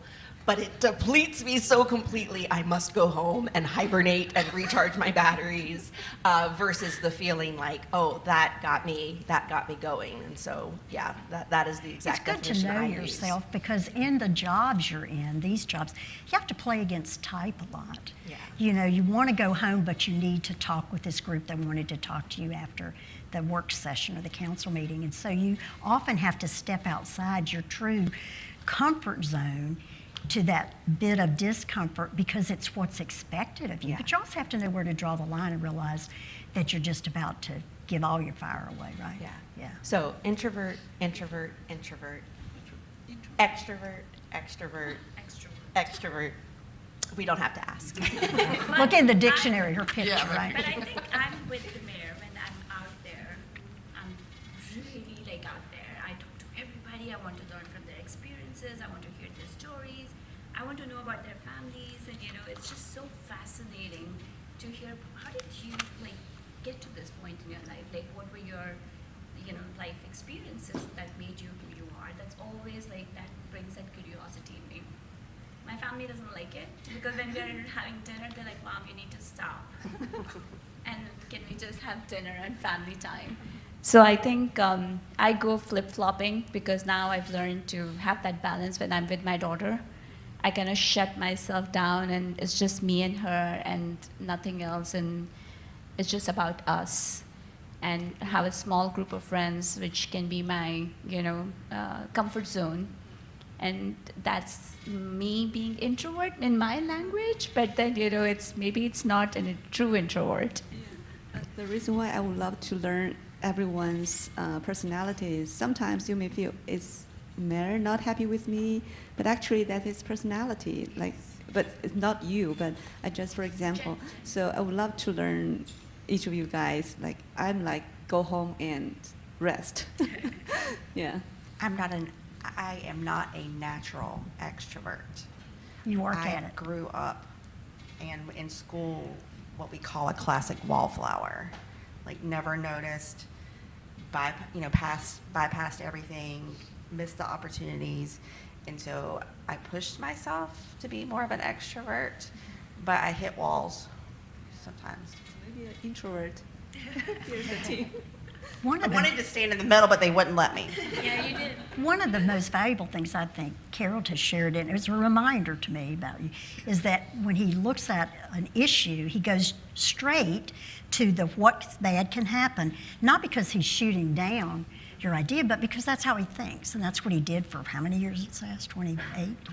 29. That's really helpful to keep in mind because I have a husband like that. He goes straight to what's the worst possible thing that could happen. That's how his mind's set. And, Lori's heard me say this. People ask me, is Kevin a glass half full or half empty person? I said, no, he's the kind of person who says, what, you got a glass? And so, yeah. And so you have to know where the person's coming from, right? And to realize they're not raining on your parade. So knowing each other's proclivities and kind of personalities is helpful in that regard too, because you know the filter they're using. That could be very helpful to you. One of the other, I don't know if it was a bad habit we walked into in 2007, but it was something we had to talk about and reinforce and call each other on, was what happens after the vote. You can sit at the table or you make a decision at a work session, and it's a split vote. You're on the losing side, and I've been on that side. I've been on the losing side of issues in my district, and I look at one every day on my way to Jazzercise. But to agree among each other that once the vote is taken, once a decision is made, that the council speaks as one voice. So if you go home, you go to your district, so I'll use you as an example. So you go home to your district and somebody says, I just can't believe you guys did this. It's not to say, well, I didn't like it, but to say the council pass this, and now that's the answer. That's the decision. It sometimes feels more defensible, or more, maybe you think people back home will be more appreciative if you say, well, you know, I stood up for you, but I lost. Is to say that's the decision, and the way we operate is once the decision's made, we all own it. That's a council decision. And I think we got good at that, even though sometimes it's really hard. But we also got good at taking a vote and walking away from that table and going into closed session and joking and laughing with each other. Into the green room, closed session room after the vote. And that person had a total meltdown and just lost it. They were so upset. And I sat there and listened to them. But after that, it was our vote. But they had to get that out of their system. And that's a and like, okay, hope you have a good evening. You too. Nobody else came in there. They didn't dare. But I mean, you have to get it out of your system. But that person knew when they left, this is our vote. Right. And they never said a negative thing about it. I do think this is a great story, because I think it illustrates the importance of a safe space to vent. It's okay to talk about your frustration. It's okay to say, you know, how you feel about it in private, in the safety of your conversations with each other, but then to walk out with that unified front. And I don't think there's ever been a more important time for this. And this isn't about votes. This is about attitude, and this is about being unified, looking unified, not just looking unified, but being unified with each other, but also presenting a unified presence and to people who are watching you. And I think this speaks to the media coverage that you're getting, the media attention that you're getting, that it seems to me, not being the one that has to do the talking like you guys do, that it would be in all your best interests to speak as one voice for that. And to have one, as much, well, I'm not even going to say as much as you can. I just think you ought to do it. That when the town has issued a statement, that you just stick to it. And that, you know, no comment is a complete sentence. You know, you don't have to give an explanation. Sometimes your words can be used against you, even though that's not your intent. I think that's hard. I think sometimes it may feel that by not giving a statement, that you're giving a statement. But the truth of the matter is you're trying to make sure that the town's message is out there. Not 7 messages, right? But the town's message. And just to follow up. I think about you a lot on this. I think of these other municipalities I've watched, and it could be, even if it's 6-1, when they have an outlier, they don't look unified. And as a citizen, I'm watching that. Do I trust them? Are they professional? No, they're not. Who knows what's going on with them? Those are the kinds of things that I think about as a citizen when I watch that. So when we're trying to build that trust back, I think it's very important that we come across as a team. Doesn't mean we have to agree on diddly squat, but as we come across as a team with a unified message. I think what you have to agree on is that you respect and trust and will be honest with each other. That's the only thing you have to agree on. The issues, nobody expects you to agree on all those. Yeah, I wanted to chime in on that because for me, that's one of the biggest challenges of this last 3 months. The constant pressure to say something. Yeah. Right? So I feel like I should say things. I should have my own perspective, maybe. I don't know. I'm like, you know, Harold, the team, we've put out a statement. We've said something. We agreed on this, typically. You know, and that pressure to say something gets to you. You start answering the media. And I'm like, okay, well, I'm only going to speak for what I have firsthand knowledge on. And so I answer their questions. None of those are printed, ever. It's as though if you don't say something, and I got no response from these 3 council members, right? But if you say something and you don't disagree with the mayor, they don't care. So yeah. I've learned, unfortunately, and this isn't all media outlets, they're not interested in my perspective. They're interested in finding someone to disagree with our council statement and with the mayor. And so it just goes to, what are people going to click on? And that makes me sad. Right. But it was an important learning. If, let's say, a statement was issued, the mayor issued a statement on behalf of council and himself, and I did disagree with it, I wouldn't go and, alert the media, I've got a statement. I'm going to say to Harold, don't say all on the council, I really don't, agree, or something like that. It would make me very much have a direct conversation with my colleagues. And there you go. But us, it's challenging because it's hard for people to believe that we are aligned on so much of this. Like consistently, and one of the things I like that you do this a lot, Harold, we unanimously decided a lot of these things. There isn't the division and sort of stridor that I think that a lot of people expect. We're all pretty smart, and when we're presented with, say, lying, we react the way most people would react to lying, right? So it's difficult because we need to speak as one. That's hard to do, right? I would, though, like to have some kind of,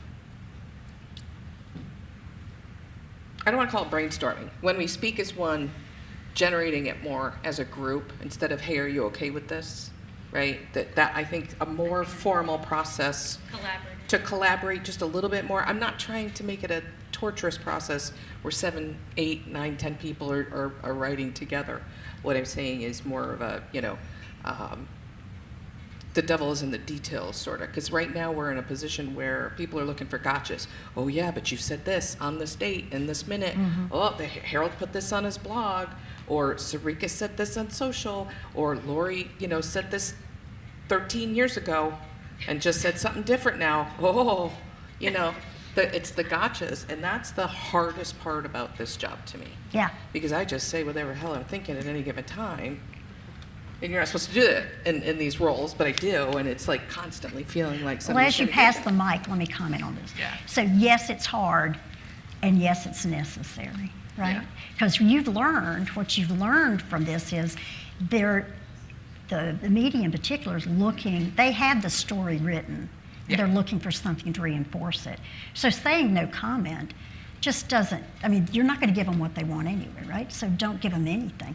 And when we do that, you're just actually reinforcing the real message. But I hear what you say about having a little more, if not input, review over what gets said before it's said. I think that's a takeaway for the staff Then right there. I feel really good about that joint thing. And I also think it's the way you message it. Just like the way you message the split vote. You go, if I used to represent District D, so if I would go back to District D and I would have people call me and say, I can't believe that the rest of council did this. Thank you for standing up for us. It's the way you respond to that person, and you say, this is what we do as a council. When we take a vote, it's the council's vote. So that is a council vote now, and I support it. If they see you do that, if you model that behavior, they still may not agree with you, but they know where you stand, right? And I think the same thing is true with the media, Brittany.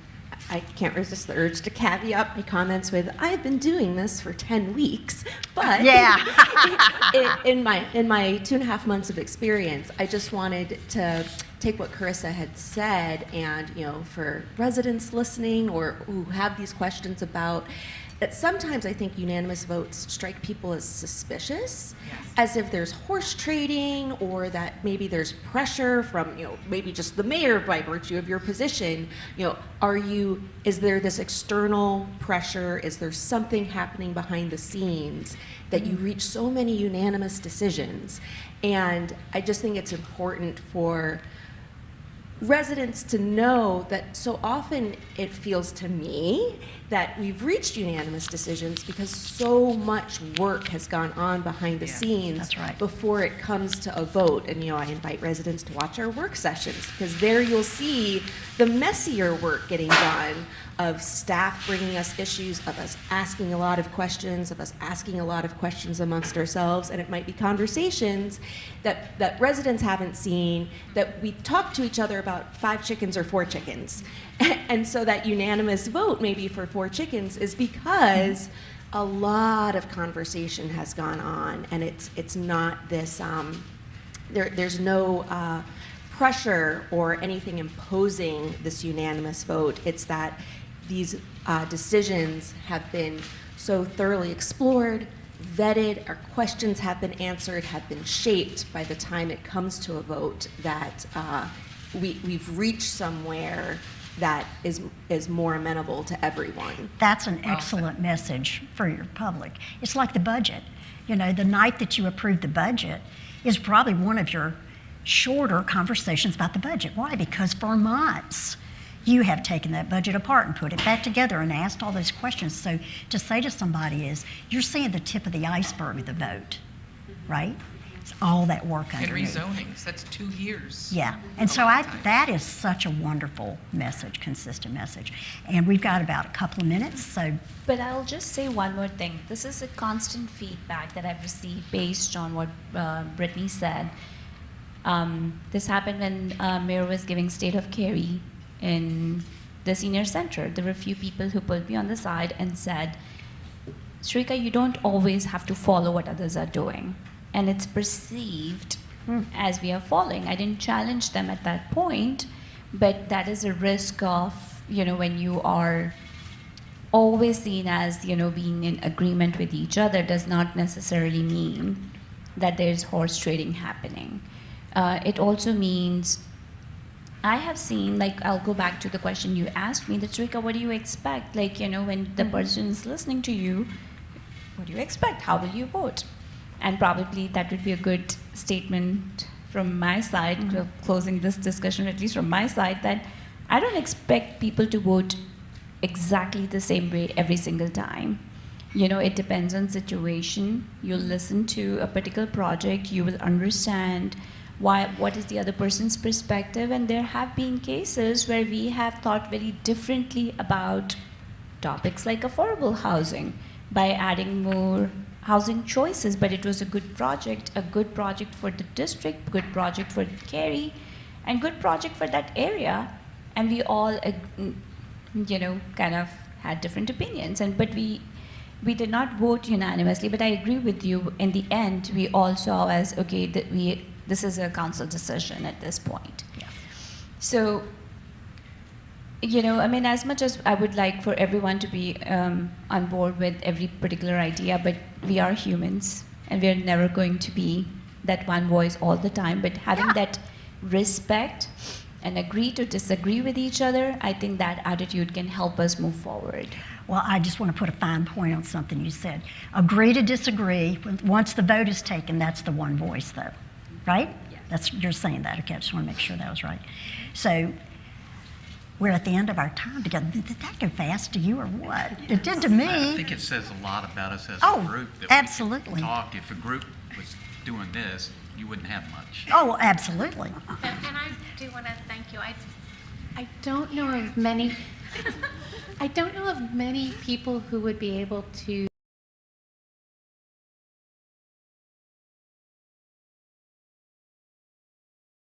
I thought he was going to say I was your second choice. I thought he was going to say that too. I was going to say that. All right, I'll take it outside. But your name was said, and everybody went, yeah, Gail. Yeah. I think it was the shortest, conversation but ever. I also have to say, I came into this conversation not knowing what we would talk about. Me either. Right? And what we would each gain individually from the conversation. So, I'm not sucking up because I see you all the time. But she doesn't have to suck up. Thank you for leading the conversation, because I don't know anyone else that could have gotten us to a trusting place. Well, I appreciate in that. this circle. So thank you. There's not another group I would have done this for, but you guys. because I love you, and I love Cary like you all do. And when I said to Kathy, I had a few notes just to kind of keep me between the ditches, but you guys actually carried the conversation. I have a great deal of faith in all of you, and certainly the staff. I know that Cary's going to come through this storm even stronger. You haven't done anything wrong, and you're going to get the ship righted. And so I'm just really excited to live here and to help in any way that I can. And I want to thank all of you for what you're doing, because anybody can navigate the ship through calm waters, right? This is a real challenge. And one day you'll be sitting talking about remember when, and this will be one of those whens. So I hope the rest of your retreat's real successful. Thank you. You're such a Yeah. gem, Gail.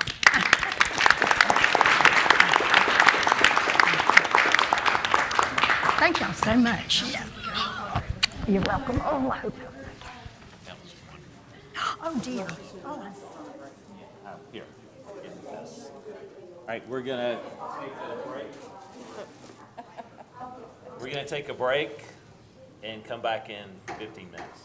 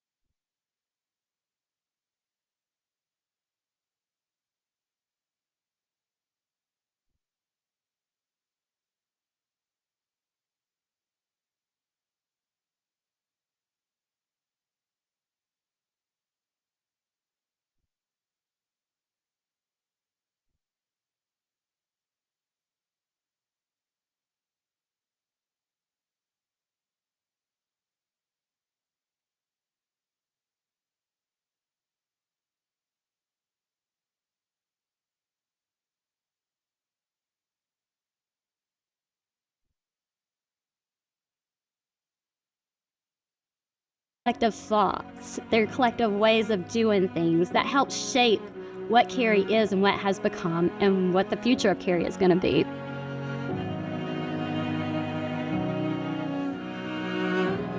Through the bulk of my career, I've seen, kind of everybody want the same thing. I think we're at a pivotal moment in our time, Cary's history, where I'm not sure everybody's on the same page and wants the same thing. I'm hoping we can talk about our differences and settle on people wish to keep Cary an amazing place. The system's fragile if people can't agree and it starts diminishing or taking away from what this community's backbone or DNA has been, at least through the time that I've been here.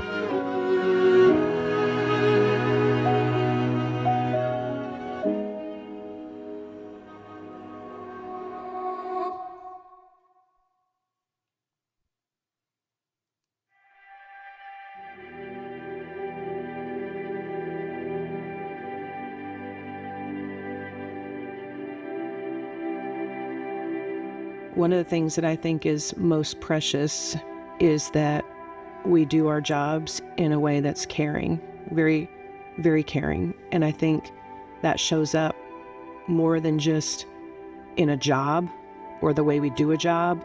It shows up in the way we interact with people and each other. What is non-negotiable is safety and excellence. We need to be safe, and we need to make sure we're always trying to be the best of the best. I wouldn't ever want us to be the organization that does just because. A non-negotiable in Cary would be mediocrity. Cary does not do anything on a standard level. We strive to aim high. We are always thinking about the long term. We're always thinking about the best long-term benefit for our community. Trust, transparency, service, and doing the right thing is very important.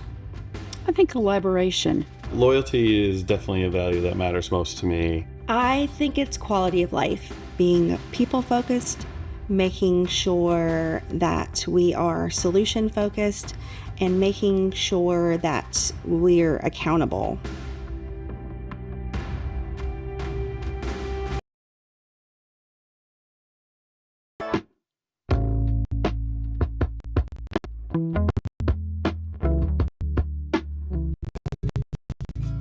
In 2006, Council adopted Cary's Statement of Values. And a value that feels intrinsic to our culture is how we are committed to comprehensive and proactive planning whenever we are looking to guide the future of our community. There's two things that come to my mind that make Cary different from other organizations, and one is the Cary Community Plan, where that gives us the vision and the direction to make decisions, and also doing things the Cary way, doing things right. That means a high level of planning and high quality execution. Some of our core values are we put our employees first, anyone can lead, and we do the best we can, not the best we have to. To me, it really comes down to three things. That's professional, ethical, and honest. We always do the right thing. We always make the right decision, no matter this is easy or is a popular decision. If it's not alongside with our value, we always make our decision with integrity, transparency, and accountability. It's resiliency, our ability to come out stronger and adapt to changes.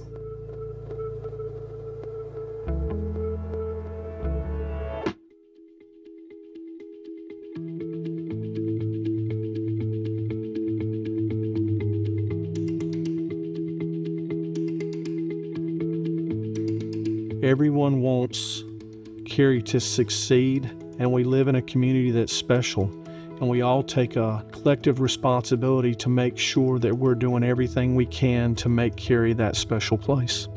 When I started back in 1998, I believe the first project I visited was building Coca Booth. And to this day, it's just an amazing, special place. We have the Dragon Boat Festival, Diwali, and also July 4th fireworks over there.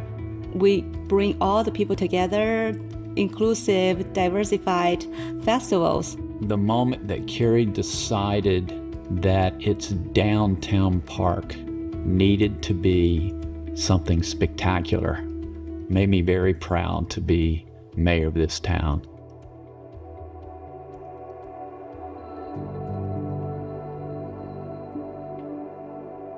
Our organization has made a substantial impact through the adaptive reuse of some of our historic buildings. Can you imagine downtown Cary today without the Cary Arts Center, without the Cary Theater, without the Page Walker Arts and History Center? I think the real impact of Cary is that, it is a place where everybody wants to live, that it welcomes everyone, it is inclusive, and it has something to offer everyone. I would say that Cary is clean, safe, and well-maintained. There's beautiful parks, greenways, and recreational opportunities for everybody. I just feel an immense sense of pride walking downtown, walking through Rogers Alley, some of the new places that have been created through partnerships with developers, with the town of Cary, and how great those places feel, and they're vibrant, and you can see families having a great time. I think about Baseball USA, and most of you know that I'm a baseball guy. And when I'm out there and I see the Division II college players come in to that venue and their eyes light up, it makes me proud. One thing that really impressed me from an early age was coming to Cary and just noticing how nice things looked here. The infrastructure was well cared for. The police cars were clean. Everything looked professionally managed and professionally operated. When I get to go to somebody's retirement and we get to hear about, their career, and we get to talk about things that happened, decades ago, and, that always brings a laugh or a smile. But, celebrating the fact that someone has spent their time and energy for so long in Cary, they're good reminders of, what one person can do here in Cary.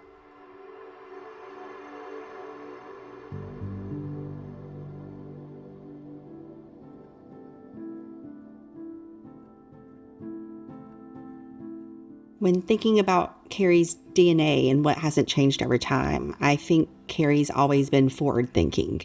A trait that feels consistently Cary is how we are exemplary in our execution.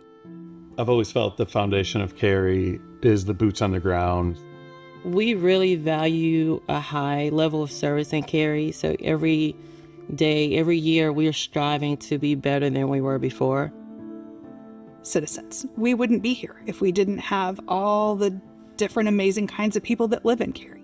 It is smart people working hard. I really hope that Cary can be a place, especially in this moment in time that we're in, where instead of being criticized so much, people will decide to be part of the government that they live in. Come be part of the team. Come make a difference. I think that's what's special about America and special about places like Cary, where you can come see what we do. I hope after we get past this moment that we're in, that people will see that and maybe be part of change or be part of the discussion, even if we disagree on things. And I'm hoping that's something that Cary can be a model to others in the future. As an individual, I can say what are my non-negotiables. As a community, we're working on those together, and so I think Cary can evolve. In the past, we've worked on being innovative, we worked on overcoming challenges, but in the future, it's going to be what Cary citizens ultimately want to do, who they vote for, and the policies that council makes.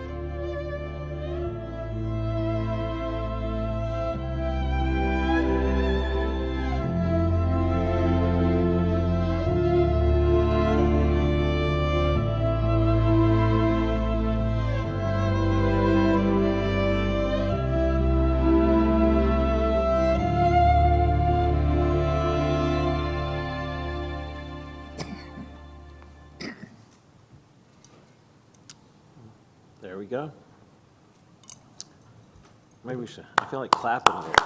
Okay. If one thing you may have noticed in this video is we really got folks throughout the organization to be part of the video. And since I know him and knew his mom, one of the employees in that video who works at the North Plant, his mom used to work here. So a second generation employee. Renee probably has those stats, but we have lots of those types of people. So it just gives me an immense sense of pride, as kind of you think about all the great things that we've done.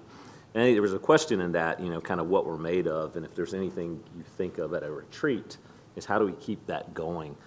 So I'd like to kind of go around the table here and see what your thoughts were on that, and start with the mayor.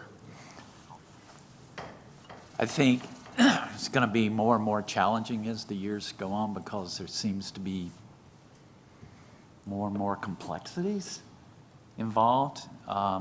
So I look back what we were dealing with in 1999 as a council compared to now, and how it's become more and more complex as time has gone on. And especially now, we're out of land. We're doing a redevelopment at places. We have to be more innovative. We have to be more creative. We have to be able to explain our actions better, because we're under the microscope all the time. These are all the things I think of as we move into the future. If Cary's going to be continue to be one of the greatest places in the nation, that we have to be skilled at doing that. And it's not going to be easy, but I think I trust and believe in the Cary citizens, that they will elect people to govern them that will do good things. And so far that's been true for decades. They continue to elect good leaders that do good things, and that's truly been a blessing. I've seen governing bodies around us where they elected people not so good, and bad things happen, and Cary's been blessed not to have that happen. Yes, we might be in a chapter that's not our best, but I strongly believe, like my colleagues have said earlier today, that we're going to come out stronger. We're going to be better, because we all love and believe in Cary, and I think that's the key for the governing policy board, is to make sure that we strongly believe in Cary and want to keep it the best of the best. So I kind of danced all over your question. No, that's great. And anyone can go.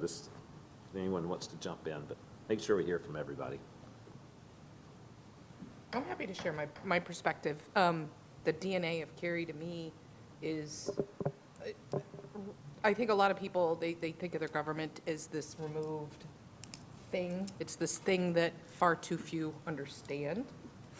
Not because it's too hard for them to understand, simply because they're living their lives and things work, and they don't usually have to dig in. And that's when things are going well with especially governmental bodies, when people just don't pay much attention to you because things are great. But to me, if you just think of Cary as a whole, and this pertains to the folks in this room too, it's 49% place. We talk about sense of place, or we give a placemaking award, those things. So Cary has in spades, it has this demonstration of the generosity of spirit and time and money of the folks in Cary. There's the staff, we talk about them all the time, to the point where I think we need to invent new words to talk about the efficiency and just the spectacular talent that there is on the staff. Same thing with the residents, though. We have a motivated, engaged, phenomenal group of people living here. So to me, the DNA really is that sense of place, that neighborhood after neighborhood after neighborhood, district areas, that feeling of Cary. It's a sense of place, but it's really, we're so lucky that the folks that chose to move here or were born here and chose to stay here just happen to be pretty awesome. Right? We don't have a bunch of jerks moving to Cary. We have awesome people moving to Cary. And then we got lucky. Most of the people who were born here are great, right? So to me, that's ultimately what the DNA is. And a shift in either one of those two things, we wouldn't be sitting here talking about, how wonderful everything is. I think if it wasn't for those two things, which a lot of it was a little bit of luck, but it's, one draws the other. They're just so intertwined that you can't have one without the other, in my opinion. I need some coffee. Well said. I can't string together a sentence. For me, what still resonates is that the long-standing council members before us were extremely thoughtful, because now I look at some other communities that are dealing with, how do you do a super street? Or we didn't think about the fact that we didn't have apartments, or we didn't have enough retail here. People long before I was on council thought quite broadly about what was needed across Cary. I think about Bond Park as being something that was far west of Cary, which is now in the absolute center of Cary. And 200 plus acres, that acquisition at that time was probably really difficult sell for some people. Like, why do we need that? It's so far away. And so I think for me, it's about continuing to respect the past and how we got here. I think Chris Carmichael did a great job of saying, we do respect the past and we invest in it. I don't think you see that in a lot of communities. I also think, so it's the past, then it's understanding where we are and the fact that we're evolving, right? The Cary of today doesn't, as the mayor says in his State of Cary, doesn't look like the Cary that he grew up in. And so respecting that evolving shift while tapping into the collective mindset is really important. And then, and the shifting demographics and recognizing that. And then proactively, like where we're going, for me, the thing that I always am impressed with is how we innovatively iterate and invest in our future, right? Whether it's, what we were doing, AMI infrastructure for our water meters long before some staff members were so innovative to bring that to us way before a lot of communities were doing that. And so that innovation is core, for me, innovation is core to our DNA. And if we're not doing that all the time, then we're not really Cary, for me. Others? Can I share something? I would love to add 2 cents. As Cary is so special, I moved to Cary 12, 13 years ago. It was like, I don't know, like 30 years ago what Cary look like. But if you look around United States, there's no town like Cary. We are the only very special town in the United States, such a great place to live, and we are attracting so many great people to live here. So being a number one, a leading town is so difficult because you have no other experiences to learn because you are the leading one. Normally, I was in the tech industry. If you are not the leading company, you can follow the number one. That's much easier because you know where to go. But now for the future, we need to decide where we're going to do, where we need to invest. But if we look into the small things, that's the people who are going to live in Cary is going to decide if we are going to, if we are doing a great job or we are planning not so good. So still the people, I found this video is so great. I would love to continue to invest in people and bring more ideas like innovation. And we are doing this future planning together with the council and our people. I'd add there a little bit. I think I agree with all of you, people, staff, leadership. They're kind of in our DNA. That's what makes Cary what it is today. Something that struck me when I was watching that video is someone, I don't remember who, I apologize. My memory is failing me, I've been trying to remember, but someone mentioned that the commitment that we have to deliver the best for our citizens, and that feeling and that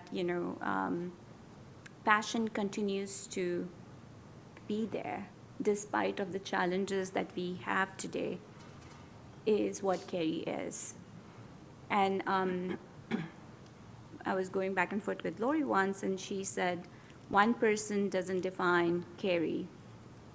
It's our entire spirit. And I think that's what Cary is. Cary is resilient. Cary is strong. Cary is what it is because of its people, its leadership. It's the foundation that the leadership has created in the past, and the past council members did. And that's why we are who we are today. But now we are turning that chapter, and we have to make sure we are going by those guiding principles, but we are growing and evolving as Cary is evolving. I think that's just my view. Thank you. I loved in the video when Scott talked about my non-negotiables, and then there's what the people of Cary want. And I think in general, we do all want the same thing, to strive to be better than we were before. And the whole idea of, it comes up, it's the theme over and over again, excellence, the best of the best. And I know I've sat here, right over here probably, in the past and said something similar before, but it's not just that we want excellence and that we want to be the best of the best. It's not just for the sake of being the best, but it's really because that's how we help and that's how we give back. And again, as we go through these difficult times, or things ebb and flow, we're reimagining what it means to be the best of the best. What does excellence mean? And it may not always be the same thing over time, and how we're making sure that being the best of the best and how excellence really meets it down on the people level, and what the people of Cary need. Well, kudos to the team that created that beautiful video. My goodness, just my heart swelling with pride. I'm a more recent transplant to Cary. I think most folks know that I've been here about 5 years now. I'm just so proud to live here. That video just reinforces all the reasons that I am so grateful that my family landed in Cary. What I'm struck by is we are all in this room because we believe in the good work that good government can do. And I think at this moment, we have to not only live up to that ideal, but also not be afraid of continuing to accept that awesome responsibility, as we're in this moment of increased scrutiny, and as a town of almost 200,000 people becomes more complex and more unwieldy, right? When you have a very diverse population, of still accepting that charge, that mantle of continuing to model the good work that your local government can do for you, and not shrink in this moment, or feel that in this moment the response is to make ourselves smaller. I think in many ways it's the opposite, is to really continue to demonstrate all of the good work we can do. Thank you for all your comments, because this is a great lead-in to our next topic. These two topics are really tied together. As Allison's going to come up and do a discussion, and we're going to have an exercise with you around our mission statement of values. Yeah, so good morning, Mayor, good morning, Council. Really, the conversation is a beautiful setup for what we're going to talk about now. The video, the perfect segue to talk about what matters most to us. And we talk about that in terms of our mission, our vision, and our values. So what I hope you take away from this session is that Cary's mission and values have been developed over time. They've been developed over decades by different groups of people. And that now is the perfect time for us to come together to review what's on paper and refamiliarize ourselves with what matters most. And that understanding what should stay the same is just as important as understanding what might need to change. And so for the session that we're going to talk about now, it really should be setting the stage for more conversations you'll be having today and tomorrow and through the months ahead. The values are foundational to the work we do here in Cary, and they're very much integrated into decisions you will need to make about service levels or even the budget. And so I'm going to give you a lot of information about values of the past and where we are today. And then I hope we can continue the conversation, either jump in, but we will certainly set up an exercise that I'll preview for you now, that we're going to ask you to go into different tables and sort through the values that we have today and give us an understanding of where they land for you, what things are core and timeless for us in Cary, where we might have flexibility, things that aren't there that should be included. And of course, if something doesn't fit at all, we want to know that too.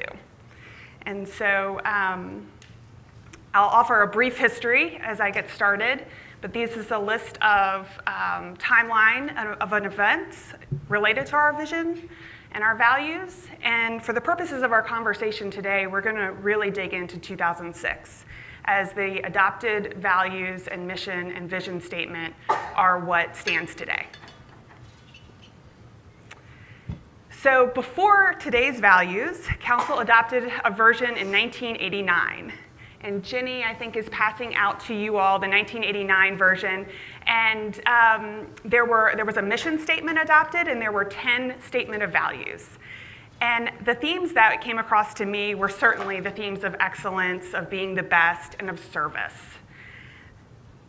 And many of those were carried forward into the version that was adopted in 2006 by a council. So I know we spoke earlier today, Senator Adcock came in 2007, as many of you did, and but for the purposes today, I have a glimpse of some conversations that the council in 2006 grappled with.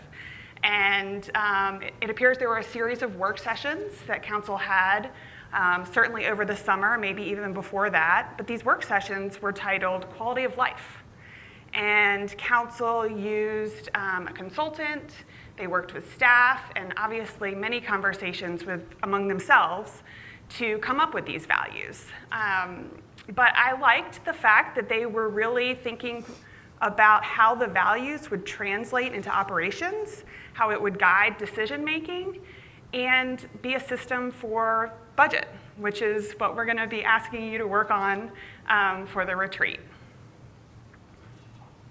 So let's jump in. Cary's mission. We focus every day on enriching the lives of our citizens by creating an exceptional environment and providing exemplary services that enable our community to thrive and prosper. Cary's vision is a place where good neighbors form healthy neighborhoods in a green and vibrant community of friendly, caring people. And there are 11 statement of values, and Russ loves a good prop. So when I first started, I started in the town in 2014, and the statement of values were framed everywhere. They were in every conference room. They were in many common areas. I found this one, it was still on the 3rd floor of Parks when you walk in the lobby area. But to the point of they were very present. And over time, I'm not sure exactly where all of them went, but some of them are still there today. And so I want to walk through each of them individually. And I'll start with the first, but I would love it if we can go around. I'll kick it to Lisa next. And you all at the U here can share a value that we have. So our organization exists to serve our citizens. We will be open, ensure access, encourage involvement, and be accountable to our citizens. Lisa. Employees are our most important resource. We will attract and retain the best employees possible and invest in their personal and professional growth. We will be honest, ethical, and diligent. Our actions will comply with local, state, and federal laws. We will treat everyone with dignity, respect, and fairness. We will achieve the best results through effective teamwork, strategic partnerships, and community participation. We will provide outstanding customer service that is polite, friendly, and responsive. We value creative thinking and innovation. We will continue to be a community. We are cost conscious. We spend public funds responsibly and effectively to ensure the town's short and long-term financial strength. We are committed to proactive, comprehensive planning to guide the future of the community. We will preserve and protect our environment. We will be good stewards of our finite natural resources. Thank you. So those are what lives today. That's on paper today. And they are in everything from, they're on our website, obviously. Council, you adopt those every year when you adopt the budget. They're in different financial reports and regulatory reports, and so they do very much guide us in our work. How staff operationalizes values is important, and I think about our service excellence in how we do our job. I think about the green fleet that we have as speaking to our preserving the natural environment, our employee benefits, and even the merit staff report that Council just adopted speaks to retaining and attracting the best employees. Rezonings and development process is absolutely related to the comprehensive planning and how Council sees the built environment in Cary. And even our Smart Cities program reflects our innovation, our creativity, and our desire to be nationally recognized for that innovation. I also want to talk about our Imagine Cary community plan. As many of you know, this was adopted by Council in 2017 after years of community feedback. And this is our long-range vision. It's our blueprint for the future. And we very much consider this to be a living document, and Heather and Katie will talk more about this in terms of how we continue to add to that. But the very first chapter of Imagine Cary, it's called the Foundations chapter, and there's a section, Vision for Cary. And it talks about how Cary will be a highly regarded, well-managed community, that in pockets, there will be greater intensity in walkable, mixed-use form, that we will consistently deliver high-quality infrastructure, services, and facilities,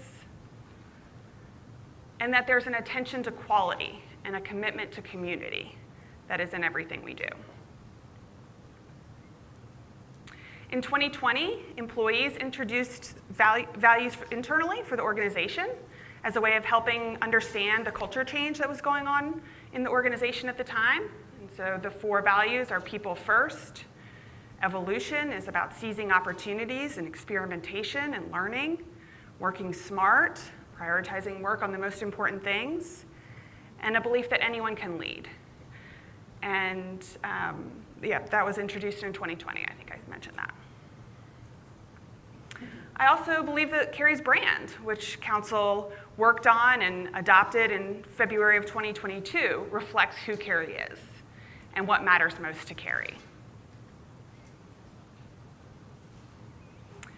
And so as we prepare to break into groups and do a little work and see where things land for you all, I would like to frame that work in this timely and timeless conversation.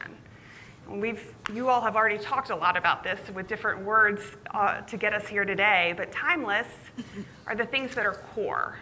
They endure, and they stand the test of time. Timely can be more flexible. They can be prioritized or relevant to meet different moments.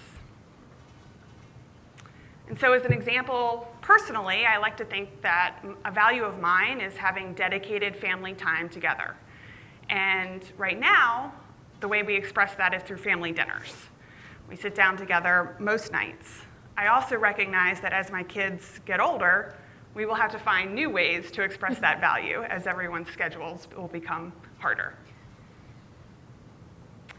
And so to circle back to where we are as a community and as we're going to work in this room, the things that are timeless and core are the values of Cary.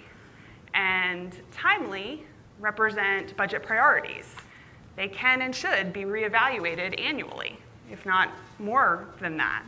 And Stacy and Liam and others will set up many conversations through the rest of the retreat and in the coming months to talk about those budget priorities.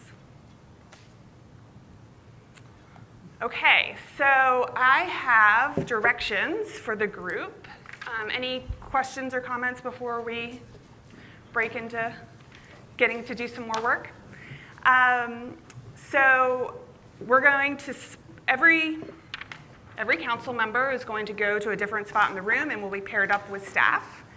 And at the table, you have the 11 statement of values that are current today.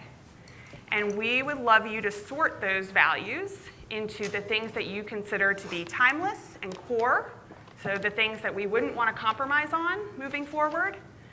We also have a bucket for things that may be more flexible, things that you might want to prioritize differently moving forward. We have blank paper in case there's something that's not captured on the statement of values that you feel like should be included. And again, the reminder that throw anything out at any. Dana and Jamie will join you. Carissa, you're going to head to where I sit right by Cary, and Russ and Jimmy will join us. Sarika, you get to stay seated. Okay. And Scott and Brittany and Renee will come to you. Okay. Let's see. Michelle's going to go over to Kelly. Kelly, can you raise your hand? Yep. And Kimberly and Mike will join you at the table.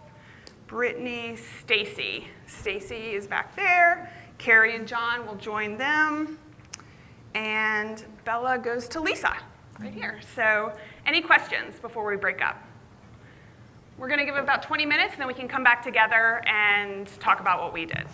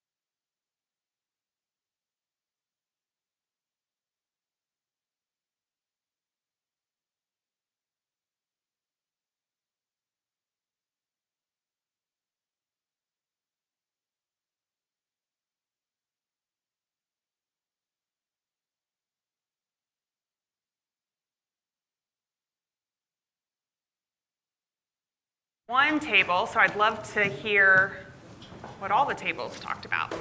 Whatever you'd like to share. All right, I'll get mine out of the way first. Okay, cool. To me, everything ended up as timeless. However, there were there were some other changes. But there was two that I thought were especially timely. I'm not sure that's what you meant by timely, but we will be honest, ethical, diligent. Our actions will comply with local, state, and federal laws. I'm like, yeah, especially now, but that's definitely a timeless value. And our organization exists to serve our citizens. We will be open, honest, ensure access, encourage involvement, and be accountable. That was really timely. Those two are really timely as well as timeless. And then there's some I made additions to, two I made additions to, we made additions to. We are committed to proactive, comprehensive planning to guide the future of the community, and involving our citizens needs to be in that statement somewhere. And then the part about we value growth that balances blah, blah, blah. The word growth bothered me because I think when this was created, we were experiencing rapid growth and it doesn't anymore. And, I'm thinking Laura we and I had some almost got- recurring themes So here. we scratched out growth and had evolution, but Laura's got and adaptability. I like that. And then the one where we will preserve and protect the environment, I added proactively preserve and protect the environment because that's pretty much our DNA. We don't go, oh, everybody else is doing that, we should do that too. We're usually leading the pack. And then the two new ones I had, embrace diversity, ensuring everyone has the same rights, they're respected, appreciated, and has the same opportunities. And then one that's a no-brainer, but it's not written down, safety. It's not written anywhere. Is that what you had? Yeah. So it seemed like Laurie and I had the same thing. Like one mind. Yeah, I won't repeat any of the ones he did. But there were a couple of themes, right? Anytime it said citizen, because it's old, I put either resident or community or something that's more in tune. We also, one of them that stuck out to me was the one that looks like, nationally recognized. It seemed to say that we were chasing the awards, and I just struck that whole thing and just changed it to we value creative thinking and responding to emerging needs in the community. The other components was making sure that equity and equitable access was populated throughout it, and rather just saying strategic partnerships, ensuring that we talked about regional partnerships since we're providing so many services for so many municipalities. The other item that I added with our team was that we value a community that is safe, resilient, and sustainable for all. So that would be the new one. I noticed that one of the employees highlighted the word that employees are our most important resource. And I didn't have any that were timely. All of mine are core as well, but I do hear how you define that. And adding the words adaptive or, committed to proactively and adaptively planning and guiding the future of our community rather than just doing it as they come to us. So I think that besides that, they were very much in line with what Harold said. That's great. Anybody else like to share? I'll just go. Sure. Alex. I think the distinction really is what is the core value versus what is more important right now. I think in my view, having the honest, ethical, and diligent behavior, I think it's very much needed. We have to comply with local, state, and federal laws, committed to proactive, comprehensive planning to guide the future of the community. Employees are most important resource here. We will attract and retain the best employees possible and invest in their personal and professional growth. We are cost conscious. We spend public funds responsibly and effectively to ensure the town's short and long-term financial strength.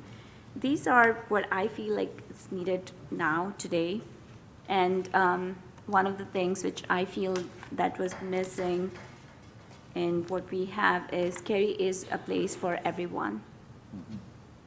So pretty much on the lines of what you said. Oh, yeah. So for me, the timely, I only put the we value growth that balance desired services levels. I'm not saying I don't agree with it for the timeless, but maybe we need to express this differently because now Cary is growing slower. It's more like maintaining and balance the service levels because we are still want to keep the high standard service level, but the economic, the budget limits our ability. So I think maybe in the future we have more revenue resources, we can do better than we currently do to provide better services. And for the timeless one, I only change one. We value creative thinking and innovation. I delete the rest. We will continue to be nationally recognized, like the mayor. We don't need to chase these awards, but to be more effective and efficient for our residents and employees. So that's what I want to add to still with like lower ratio of staff and residents, but we can be more productive. Also, I add, as Mayor said, the safety and diversity that's you all have mentioned, but I also add one is the transparency and accountability with council staff and the residents together. That is also a timeless core value. Great. What about on this side of the room?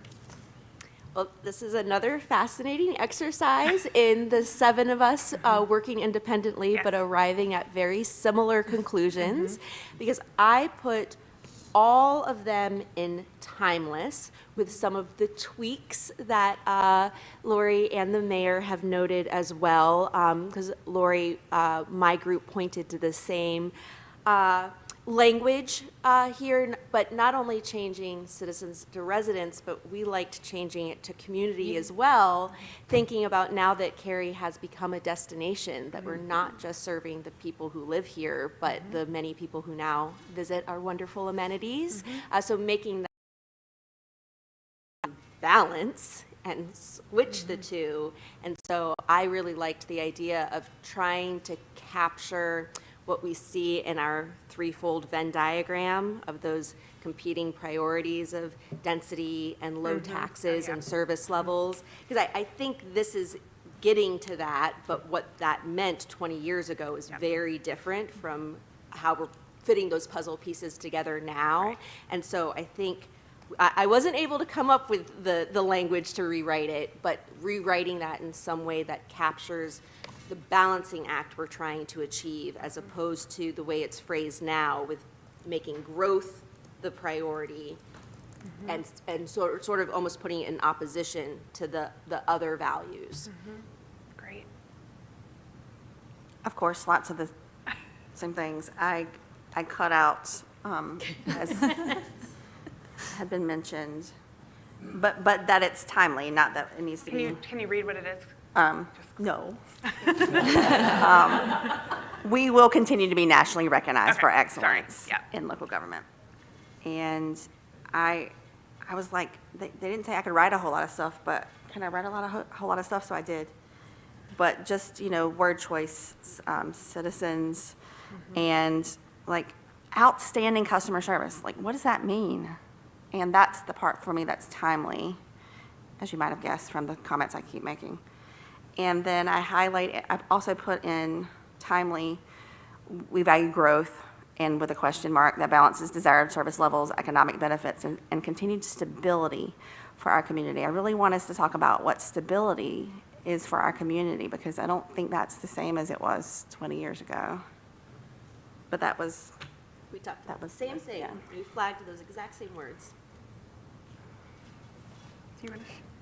I took great offense at the lack of Oxford commas, just for the record. And we are done for today, ladies Not and a- gentlemen. My primary. The Oxford comma was Here. missing, and we fixed it too. Yeah, I added the big, Yeah, exaggerated Oxford commas comma through the whole thing. Lacking. I too suggested residents or community in place of the word citizen for the same reasons. I felt like we're committed to proactive, comprehensive planning to guide the future of the community. I feel like that's missing the adapt and maintain messaging we need to include, because we're really less growth focused probably in the future and more keeping what we have as good as it can be without letting it tip over into far more expensive repairs by not maintaining. So that's just a sort of a tweak. Also, again, like we said, the safety messaging not being obviously in one of these, I thought we treat everyone with just dignity, respect, and fairness and prioritize their safety would be a good way to effectively add that without creating a new one because it's so core. The one about achieving best results through effective teamwork, strategic partnerships, and community participation, I feel like that's a whole lot of words to say. We will work together whenever we can to make things better. I think we can simplify the language there and eliminate 2 commas. I don't like the customer service language. This staff is not a call center. I would prefer something more representative of what our staff delivers is quality of life, or things like that. Yes, service, but calling it customer service to me just feels a little like a misnomer for what they're really doing. And add a comma to that one. And I think inserting, we will be honest, ethical, transparent, and diligent makes that statement a little bit bolder. And I'm going to surprise you a little bit here. Let me explain. I cut this one. I ditched, we are cost conscious, because I don't think this says what we need to be doing moving forward. This isn't about never spending money or being cheap. This is about using this money really wisely and being really strategic and very careful in how we spend. So my suggestion would be to remove this part and be more clear by adding those descriptors, that careful and strategic spending in here, because it needs to be very, I think, front of mind that there are some very important, especially upkeep of what we already have and investing in keeping, we don't know what the next chemical is going to be that we have to remove from our water, right? We don't know all the time where we might have to invest in some things that, it's not cost conscious to me, doesn't capture the way I look at how we need to manage money. It's no different than, do I really want to get my gutters cleaned? Of course I don't want to spend that money twice a year because of the darn tree. But I absolutely have to, because if I don't, I'm going to end up buying a new roof. That's my analogy sort of when it comes to the maintenance of what we have, and I just think cost conscious doesn't capture it the way that careful as a word does. And then I also cut this one in half, just like everybody else. The accolades are lovely, but I think some will come without us necessarily chasing them. Oh, and I had one more. I feel like there's not, I hear a lot of the sort of equity language that one way to capture that, and one of the turns of phrase I like a lot is all ages and all stages. Now, it's the group working on the multi-sector plan for aging at the state level, but that multi-sector plan for aging is also a lot of changes or investments the state level can make to help folks with, who are living with disabilities, or anything that might make, life a little bit more challenging, and just being really mindful that the needs of somebody who's 3 years old and 99 years old are different. So I think some language that just shows our commitment of serving people at all ages and all stages in their life, to make sure that to ensure they're engaged and they thrive, I think would be a really nice sort of value statement to capture the exceptional diversity in age and socioeconomics, in background, in place of origin, all those things we have now. Because if that's not something that we're mindful. It would be really easy to fail at that if we're not really, what's the word I'm looking for? On purpose about it. Intentional? Intentional, thank you. I really need some coffee. Well, great, thank you for sharing, and it does sound like there's a lot of overlap and even possible areas to tweak. So thank you all for having that conversation and doing that work. There's one, if I could say, like 30 sure. seconds. I highlighted it in a different color because it was supposed to mean something different, then I didn't know what it was at first. We will be honest, ethical, and diligent. Our actions will comply with local, state, and federal laws. I like to work in gray areas a lot of times. So I know we have to follow the laws, but I don't want us to be honest, ethical, and diligent because it's the law. And I want us to do it because it's the right thing to do. And when the law doesn't fit our needs, I want us to advocate to make the change. Great, that's a great tweak. All right, you're going to put these in your envelopes and hand them to Jenny as we break for lunch, and we'll compile these. And since there sounds like there's some agreement that changes need to be made, we'll figure out how to bring that forward in the future. These are one of you, that. But we're going to break for lunch. Cary, do you have any lunch rules, or Brittany, for us? For the vegetarians, there's tofu on the sides for extra protein, and there's some gluten-free options on the others on the table next to the window. And in your free time, don't forget to hopefully populate the board over there from council, or that's going to make my closing remarks difficult. If I don't see some council words up there. Thank you. Just